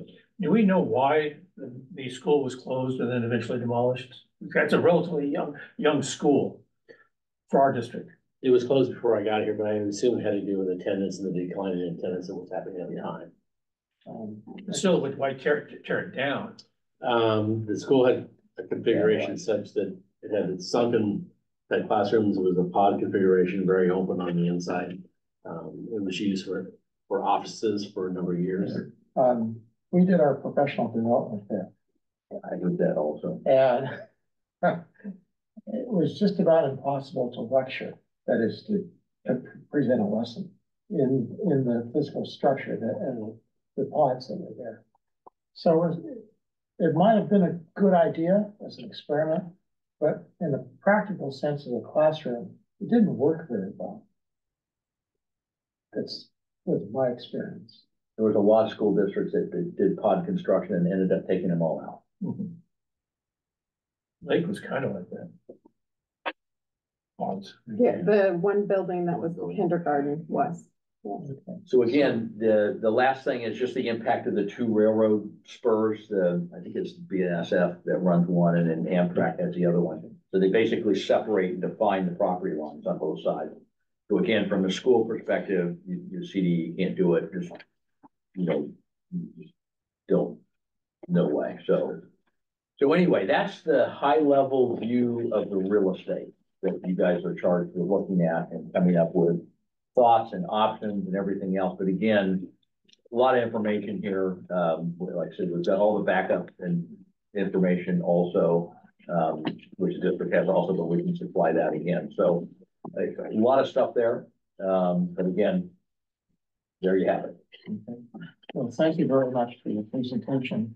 It was my objective to get through all 4 parcels in one meeting. And the earlier try with the earlier committee, it took us 2 meetings to get through the 4 parcels. So congratulations to everyone for getting through this in one meeting. I'd like to move on. We go to action items, which is E1, the calendar for future committee meetings and dates. Independent of the office, I made up this handout that I circulated around. The office took our notes and created a calendar, potential calendar with explanation on the agenda. So we'll probably be limited to the language as it appears on the agenda. But whether dealing with the comments that I put on the table or whether we're dealing with comments on the agenda, it basically holds the same thing. Our goal is to structure our work in such a way that we can complete everything by the June 12th meeting of the board and have the board receive the report and then take whatever action they're going to take. If we can get it done before June, in July, the district changes its complexion completely and becomes a summer school and a vacation time for people in different locations, administrators and the like. So it's really hard to do things. And then when we get into the starting the school year all over again in August. So, so we'd like to have things done by June, if possible. If that's clear. So, let me just go over the dates. March 26th has already been adopted by motion earlier in this meeting, so We don't have to go over that. On Tuesday, April 9th, given all the information we've gotten tonight, the information that we'll get, in reviewing the enrollment data and visiting sites, we start on drafting, a report. And, I suppose that some of us will be the principal authors and the others will be making contributions. So I'll probably be calling each and every one of you and asking you about what you recommend. And with respect to each of the parcels, and then try to cobble that together in some sort of coherent writing. And then, How do you want to adopt these states? Do you want to adopt them one at a time so they can discuss whether or not they're free those days? Or do you want to do it as a bulk? one moment, let me finish my thought, and then let's deal with the adoption. I'd like to do the whole sequence in one motion if possible, but there may be objections, so perhaps we can do it day by day. Anyway, if we can start the writing on April 9th and conclude it by April 30th, I must admit that I have a granddaughter who has a birthday on a day in between, so I'm going to be out of town for a few days and then come back. But I can work remotely. Then in May, we have an obligation to have a public hearing with respect to our recommendations. And I know that Adams is going to be I've been to Adams before when there was a possible disposal of Adams back in the knots, like 2010 or so, whenever it was. And I remember how excited everybody got about it. And I'm sure that Harmon Knolls will be equally exciting. So I anticipate that there will be significant public participation in May at whatever hearing we convene. And then following that, dressing up the report and presenting it to the board in June. So so that's the background. So let's go through the dates then. Is everyone now, I hope, have a copy? We can make a copy if anybody needs one. I made 10, so. Oh, good. I get one too. Thank you. Thank you. All right. So, let's first discuss the April dates, which is review and discussion of potential uses and considerations for the sites in preparation of the draft report. Potential dates, April 9 and April 30.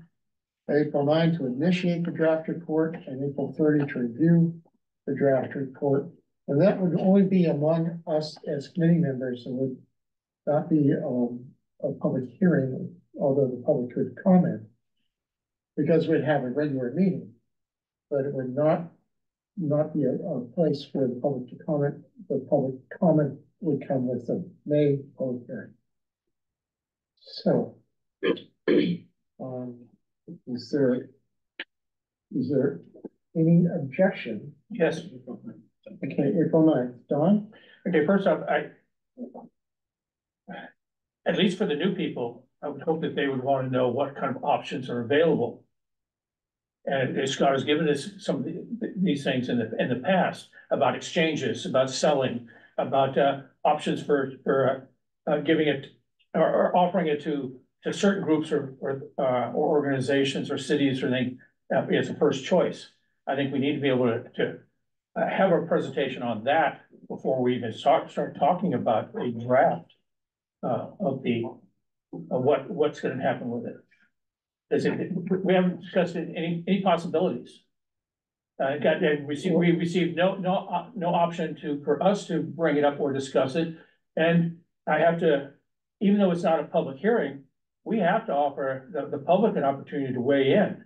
We may be the representatives of the public, but the public has no idea who we are, and we need to be able to hear what they have to say about it. They may want to make it all all residential, they may want to make it all parkland or soccer fields or a number of things, but we haven't heard that because we really haven't done that much, a good of a job about inviting them to weigh in on it.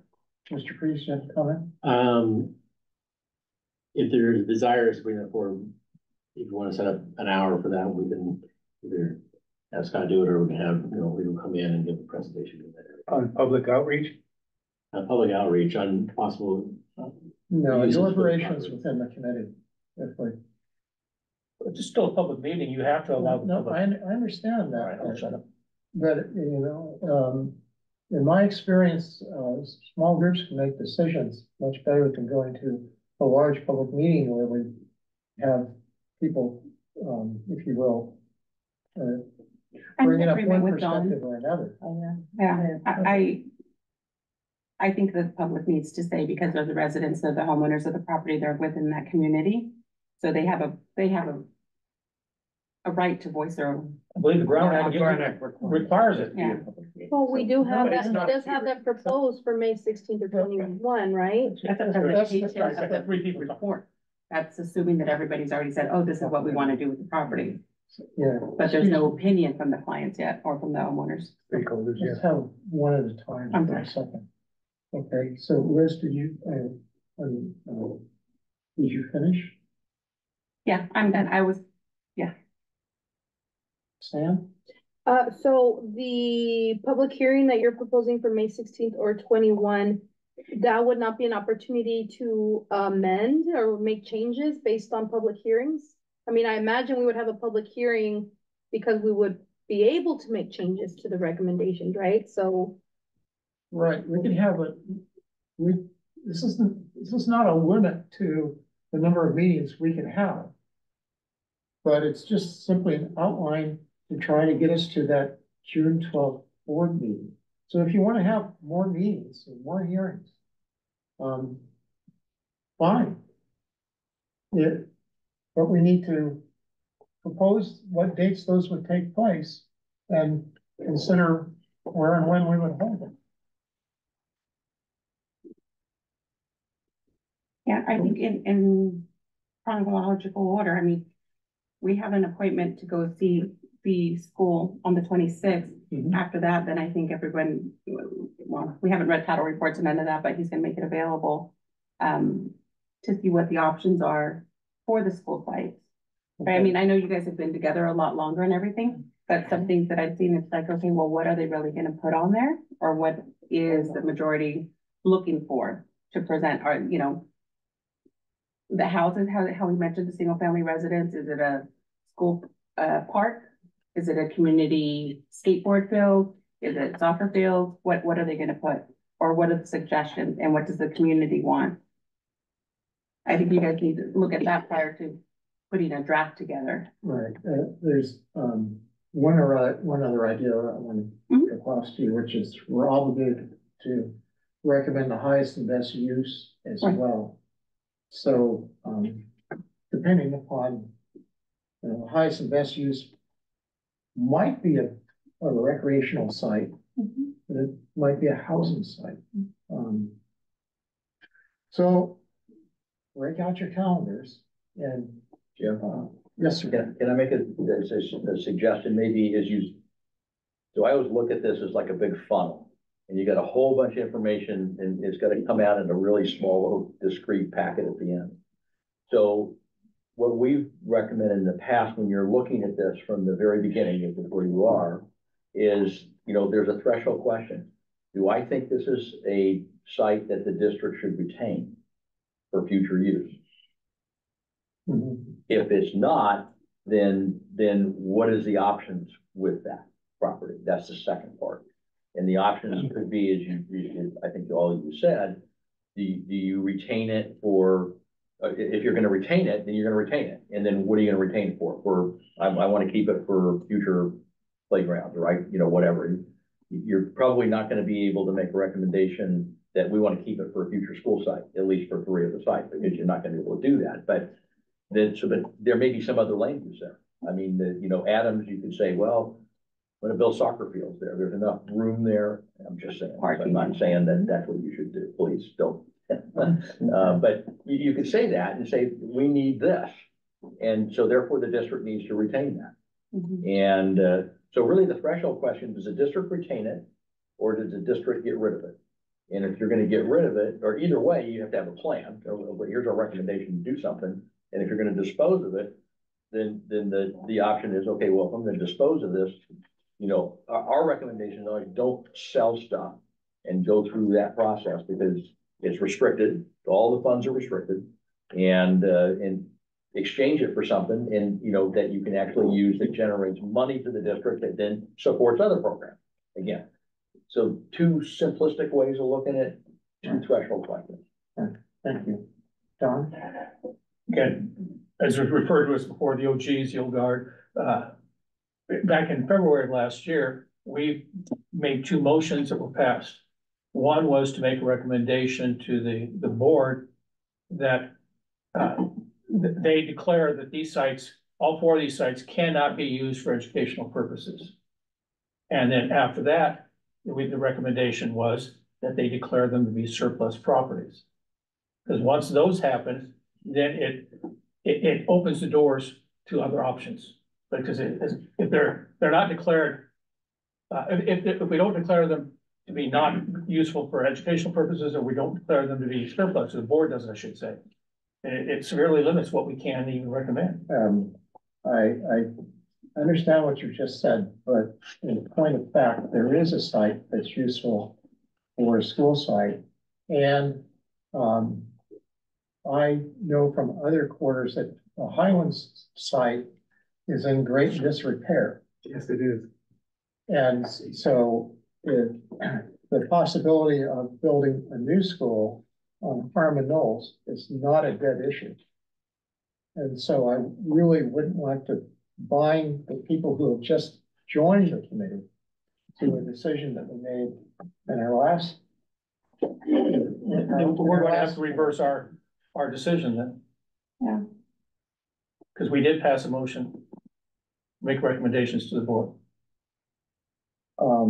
Then that's probably what we'll have to do, because I can just tell you that it's not an issue, and Harmon Knolls is a viable site. We need to get back. Did you guys? Right. Well, on the agenda, so we're Right. at April 9th. Liz had that, Carl's gonna follow up. I know. We got a little on. So anyway, You gonna let her speak? with respect to an April 9th meeting. With respect to, and changing the meeting to just, an evaluation of competing uses for each parcel. And so if we change this, right now it says initiate draft report. So perhaps we could add, right? Sorry.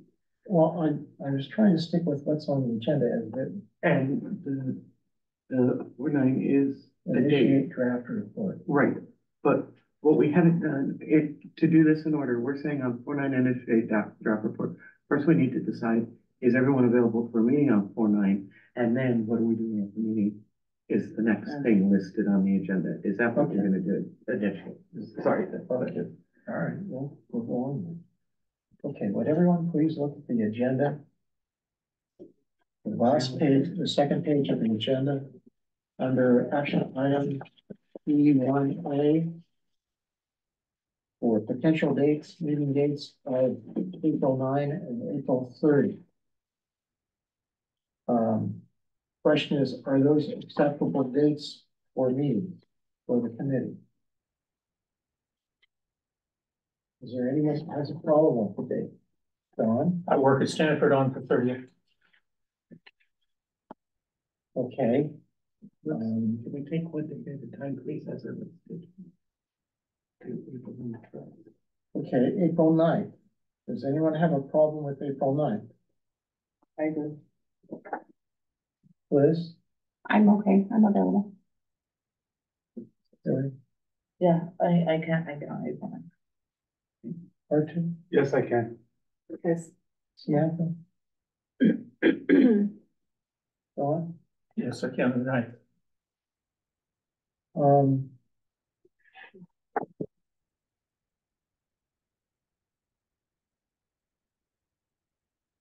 Well, so I look, you said we can join us remotely? No, I actually work in that day.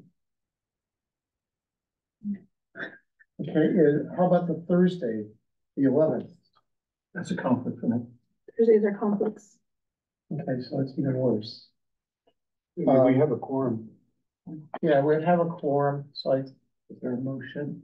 What about the- Would anyone like to make a motion that we meet Point April of 9th? clarification, it's just about meeting, not about what's on the agenda, correct? Correct, Okay. just the meeting date. Thank you. I make a motion to adopt April 9th as a meeting date. Any discussion, further discussion? In the absence of any objection other than. Shall I go down and do a roll call? No, sir, we're skipping a couple of steps. So first we needed a second, but we went right into discussion, so we'll ignore that. But Did you second it? it was Okay. my understanding if we went So- into discussion, we didn't need a second. Correct, and that was what I was gonna remind you, so that we slow down a little, so we get those seconds. We have to ask for objections. If there are no objections, we can't say that. If we're Okay. saying, no, yeah, it's just a. Are there any objections To the April 9th. to the April 9th? We haven't settled on the topic, we just April 9th. Lupe, are you objecting? I'm not objecting since everybody seems to be making that date. It has been adopted. Okay. I think well, let me go back up. So, Guadalupe can't make it. Liz is okay. Is that shall I treat that as a yes? Yes. The motion already passed, there was no objection. She objected. She did not object. She said she did not object because everybody else was okay with meeting. She Okay, did not object. all right. April 9th is adopted. Yes. April 30th is not adopted. I heard several objections. So, On April 30th. wow. How does the following Thursday work for the group and for the board? Yeah.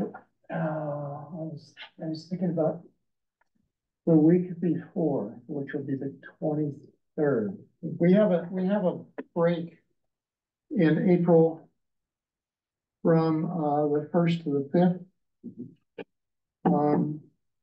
So this would be the week earlier would be the 23rd.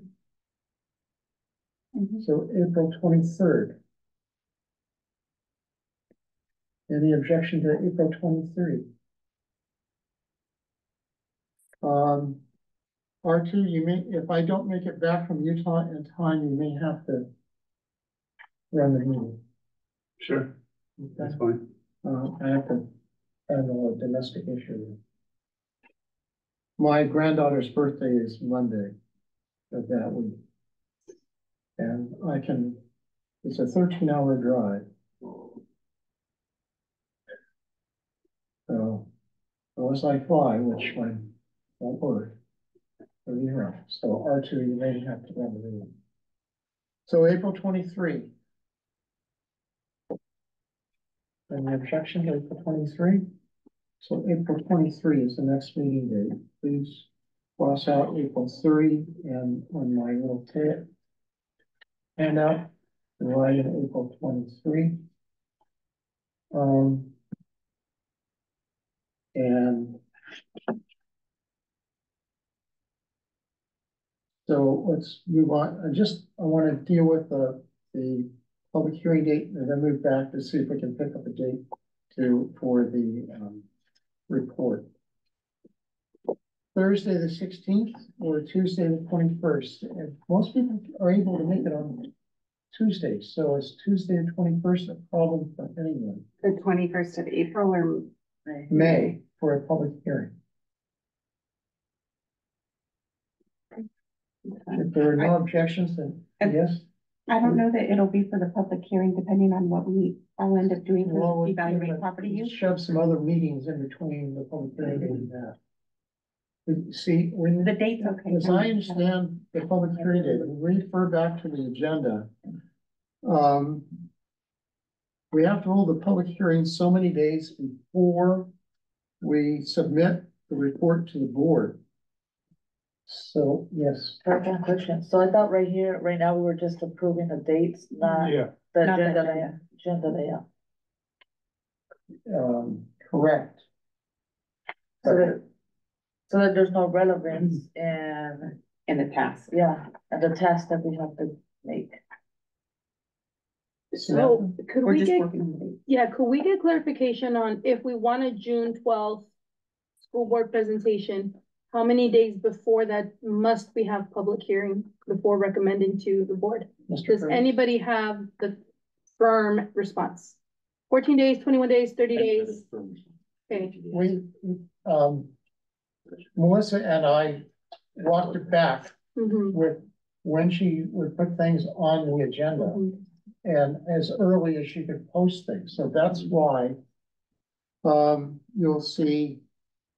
June, because it has to be read twice, At public hearing or you at know, school before board? the board, it has to be, has to Mm. go twice, it has to go on the 12th and the 26th. Okay, And then there are so many days beforehand, her latest date for submitting.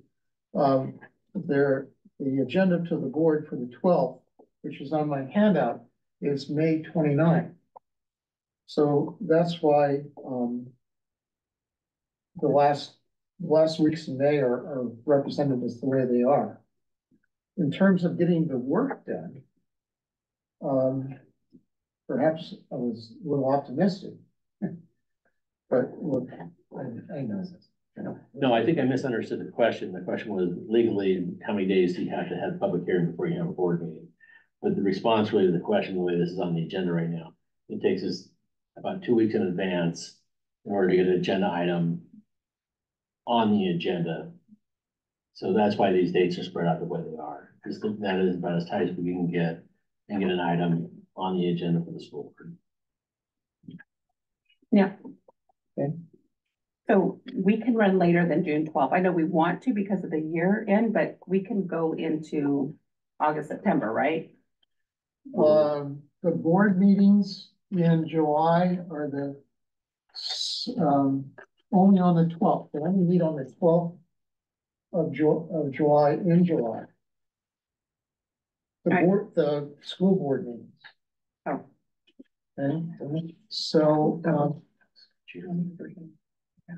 Yeah, no, I thought we had. haven't adopted that. well, okay, but.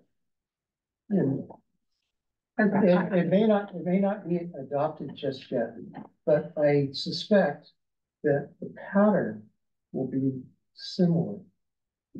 Because that's how it goes in the school year. So there'll be one meeting in July. It's my understanding that the board has to see it twice to adopt it. Okay, but what is do you know the final date that we can show them the agenda that they can adopt? Like you're saying June 12th, but is that accurate? Like if we're not ready to That's- present something, But can it carry out? And if so, what's the max date? If we're not ready, I can't answer the question because we walked it back from the 12th and the 26th of June, the two meetings in But June. you're setting June 12th as a date, For the first presentation to the board. but why is that a date? I can answer Mr. that. Cruz? So the reason the June 12th date was set is because, as Mr. Sanders had explained earlier, as we enter the summer months and we lose our public for the most part because they're going on vacation. It's not that it can't come to the board later, but we were trying to get it to a public meeting Right. in June. And so June 12th would be the last meeting when schools actually, right as it gets dismissed. And so our goal was to try to get it to the board on June 12th.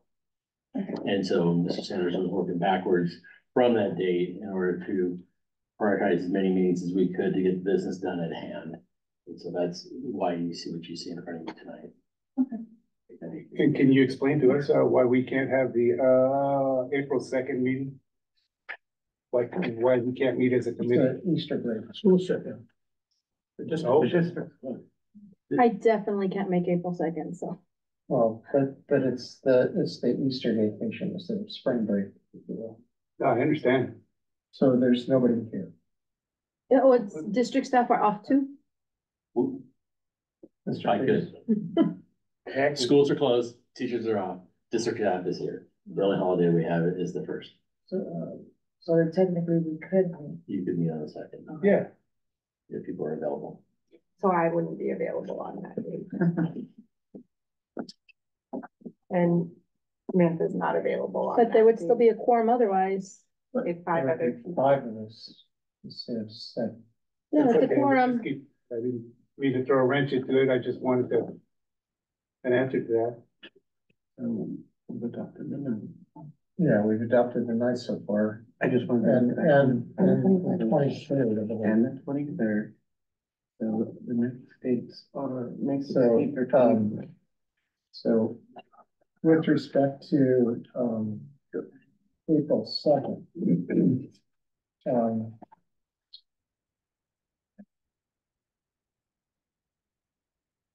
I wanted to do the enrollment review, the data review. We're fixed with, that's a statute obligation. We have to look at enrollment. So I want to get that out of the way, fairly early. It's pretty much factual and compiled the data already. So on the second, we could, if you want to be on the second, that might be the time to discuss the competing uses for different places. Don? so I haven't been on this committee since the very beginning and even before working with the associate superintendents on this kind of stuff.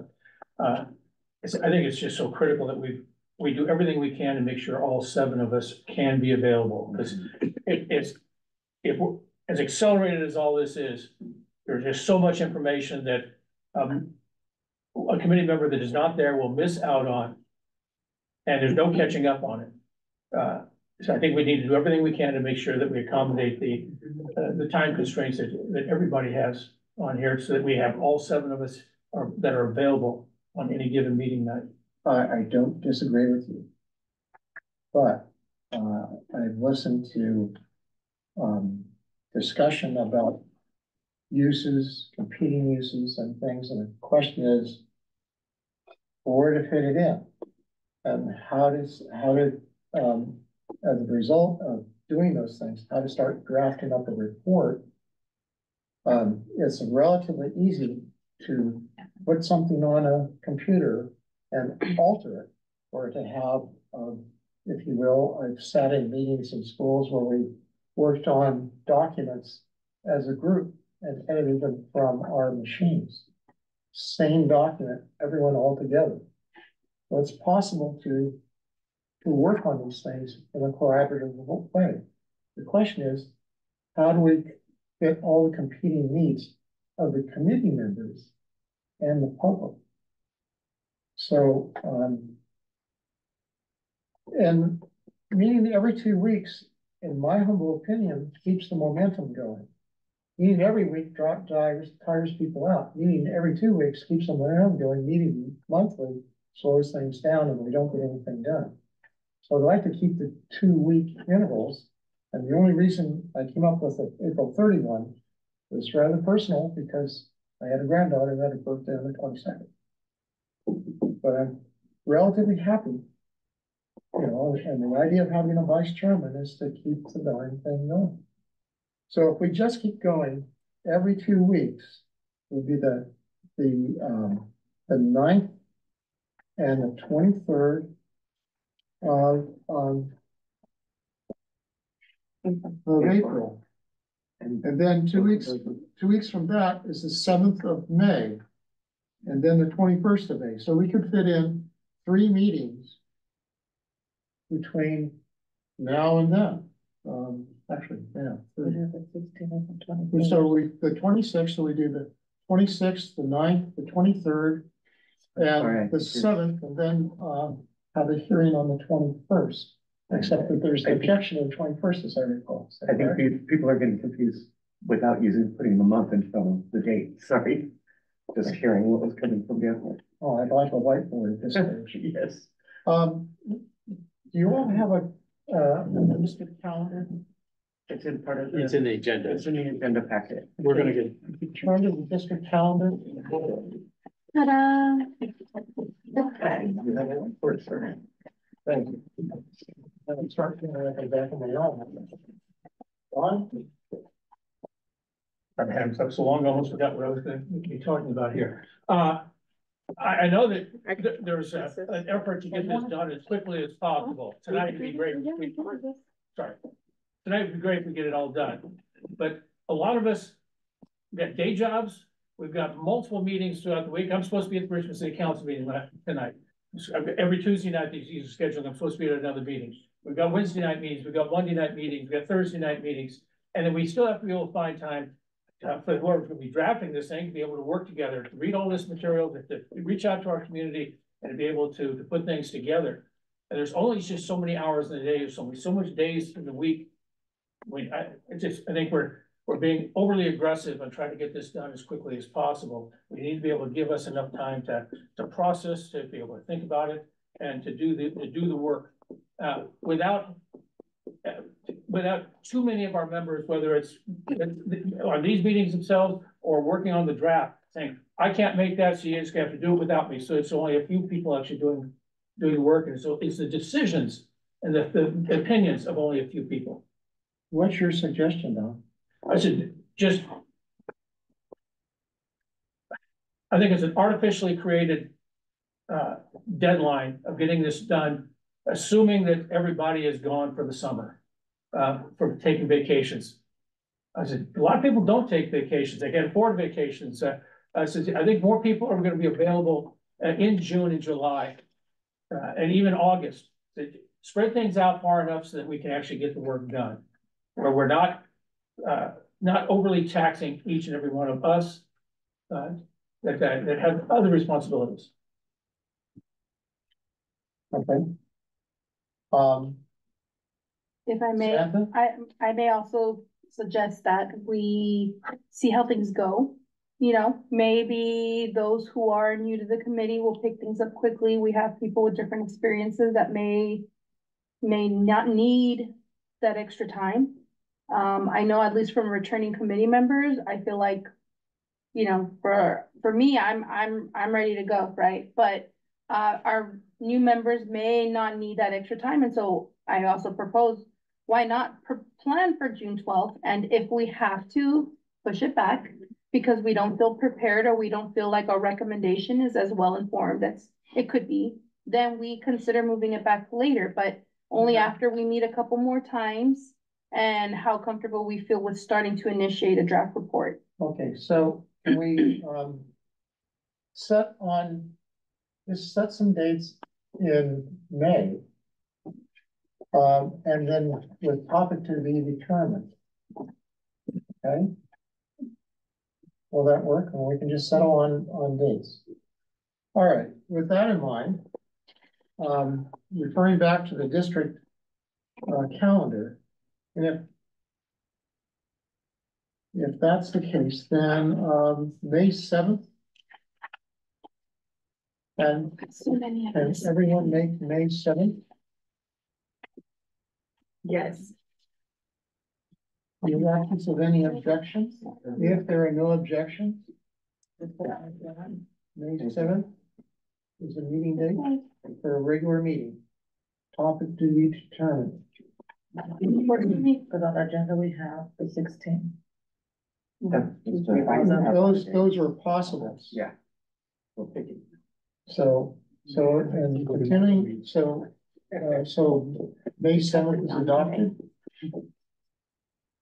May 21st, and this the next Tuesday, and Don, I think you told me you had a problem.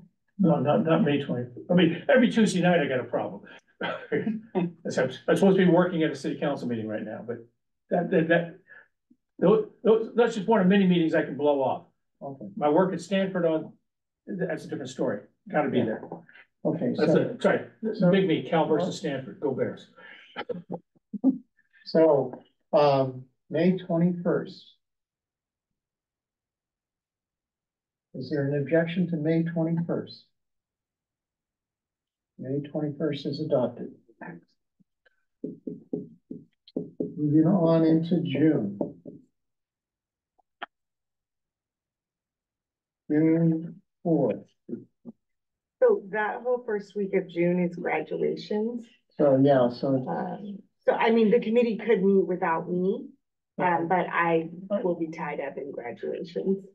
okay. When, last day of school is the 7th. Yes. Is the 11th?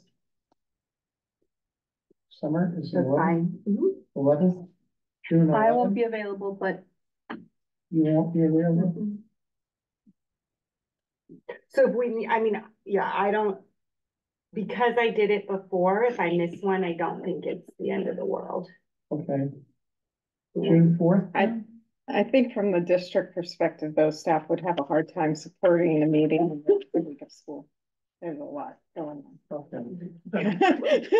I'm sorry, you think 6/11? No, 6/11's fine, but going back to 6/5. 6/5 would be Yeah, six, very 6/11 difficult. works better than 6/4, right? And if two of you guys are out on 6/11, maybe 6/11, I could make it, so we're, I can. yeah, it's just a. So we're down, well, okay, good. Okay. Okay. Okay, Liz? And I would be okay. As of right now. Yeah. Are there any objections to 6/11? Okay, 6/11 is adopted.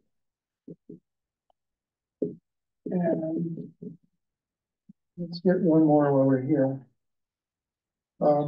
6/25.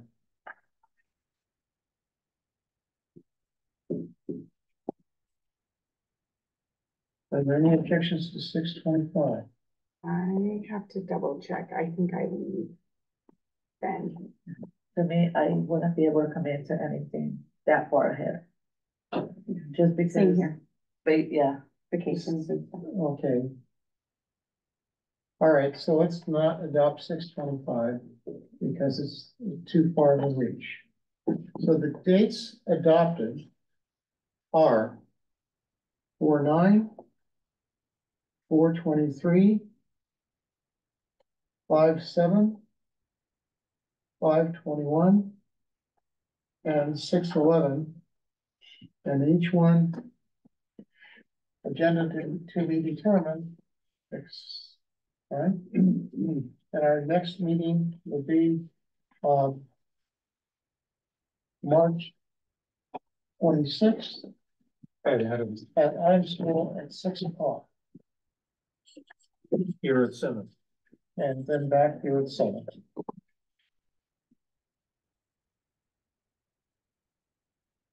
Okay.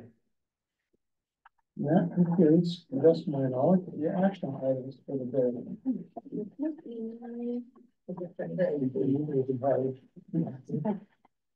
All right. We're just Mr. gonna say, Freeze. we're just gonna say for the meeting at Adams, let's convene on Patterson Circle right in front of the main entrance. And then we, so that's at the top, right? well, it's at the bottom of the U, so as you come down, it'll be right in front of the school. Oh, you can call You're it gonna top. open the gate. Well, there's no gate up there, There's so no we'll gate. come all the way It's a down to the street. school. Oh. Patterson Circle makes a big U. So, Mr. Hoffman, Arlington, Like that. why don't you let me pick you up? Right, We could talk about it, but Okay. I've been to Adams a couple times and just trying to figure out The visually. main entry. Where it says Adams. Mhm. I'm sorry, I just took a bunch of pictures of that. Off of Sorry. Arlington, yeah. yeah, straight down from the church. So do we know who owns that, Patterson? Do we know who owns that piece of property? The church owns the property. The street. The street's a public street. The public street. Public street. Patterson We Circle. What were you gonna say, Don? Okay, that was in dispute with the charter school thing. It Yeah. came up before. It's a public street. Okay. The right of way, County. county. There's still right of way. That's a question. Do you know where we'll have access to the, the student enrollments and stuff. The district enrollment. It's the next meeting, right? Our next meeting is supposed to be that. Yes, we'll post that on the agenda. Yeah. We'll post it with the agenda. No, we'll post it with the agenda. I've already made a spreadsheet with 5 years of data for every school in the district, including the charters. That's current right now? Yeah, It's historical. it's not the current enrollment, it's the enrollment that from 2018-19 academic year to the 22-23 academic year. It's public information on edsource.org. You can see, things change with COVID. A lot of people don't, Well, the COVID years are included. yeah, but since then, returning kids and kids going to charters and different things have happened since then. Yep. Big difference in schools, Well, enrollment is a moving target. of course, but I don't want to compare 2018 and 19 because it's not the same anymore. The capacity of the school, each school site is actually a fixed, it's a fixed number. So we're going to prepare a document that we will bring forward that will discuss the enrollment on, and it'll be posted the Friday before as it is. And Friday and Saturday. At least 72 hours before. Okay, no, I mean, it'd be great to have, if it was on Friday, but this was not till Saturday night. It just depends on staffing's ability to get done.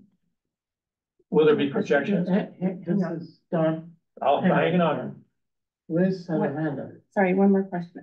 Scott, will you have the title reports and CC&Rs for the properties available? They're already available. You've got them, that you need me to resend them to you? You can resend it to me. Okay, Art? So, are we gonna have to have a discussion about Harmon Knolls and, undo what has already been done as far as, Well, pass a new motion. Yeah. Uh-huh. we will, right? I think so. We'll have to put it on the agenda, but Right. yeah. Right, and then, my last question was, what are you doing for outreach to the community? We'll work with the committee and we'll work with their communications office on outreach. How we do that. Okay, one last question, then I want to entertain a motion to adjourn because we're running over something. Well, one other question. How much of the last committee carries over to this committee? Are we expected to honor previously agreed upon committee decisions despite being a new committee? Yeah, okay. I mean, I don't know if one wants to take a crack at that, but We'll turn it over to our parliamentarian for advice. As long as, so we can always amend motions that have been previously adopted, as long as like something hasn't been done that we can't reverse. If we say we want to, we're gonna give Lewis a $20,000 a year raise, and then we give it to him, we cannot later say we're taking it away. So for that example, you know what I mean? As long as it hasn't been done. If the committee has adopted something previously, absolutely, we can have a motion to amend something previously adopted. I guess my bigger question here is, are we a new committee? And if so, then, for example, why are we repeating meetings if we are just carrying over, if it's just a continuation of the first one as opposed to a brand new one? If we're a brand new one, then why do previous motions still carry over? Can I answer that? And be my Yeah, guest. Don has his hand up if you want an answer to that one. So the way we took this to the board, much as we did the first time, so we had our first membership. And when we didn't have enough attendance, we decreased the number of members down to 7. We had 11, we brought it to 7. This time we amended it to drop the members that were no longer attending the meetings and add members to bring us back up to 7. So we didn't recreate the committee. It's a continuation of the existing. The reason to go back is to refresh. It's been since February of 23 since we've met. So while there are motions that have taken place and actions of the committee, we wanted to start and be able to update the new members as well as refresh the existing members where we were. But it's a continuation of the existing committee. It was a reformation. Don? Thank you. when it comes to outreach, as soon as we determined that we were gonna be meeting at Adams, I sent out a notification to the East Richmond Neighborhood Council. An hour and a half ago, so they get the word out to the community there to join us if they want to, on that Tuesday night. So I mean, we're already taking action. Anything else above and beyond that is always appreciated. Sure, so, we have to, as a committee, agree to outreach, right? Pardon me, Mr. Chair, that's actually needs to be a committee, that needs to be a agenda item. And so perhaps outreach can be placed on the next agenda item so we can discuss it. Okay. Good, understand. All right, so I want to thank everyone for attending. And you can just adjourn. And my parliamentarian tells me that I can just adjourn. So, meeting of the 7-11 committee is adjourned. Thank you all. Thank you.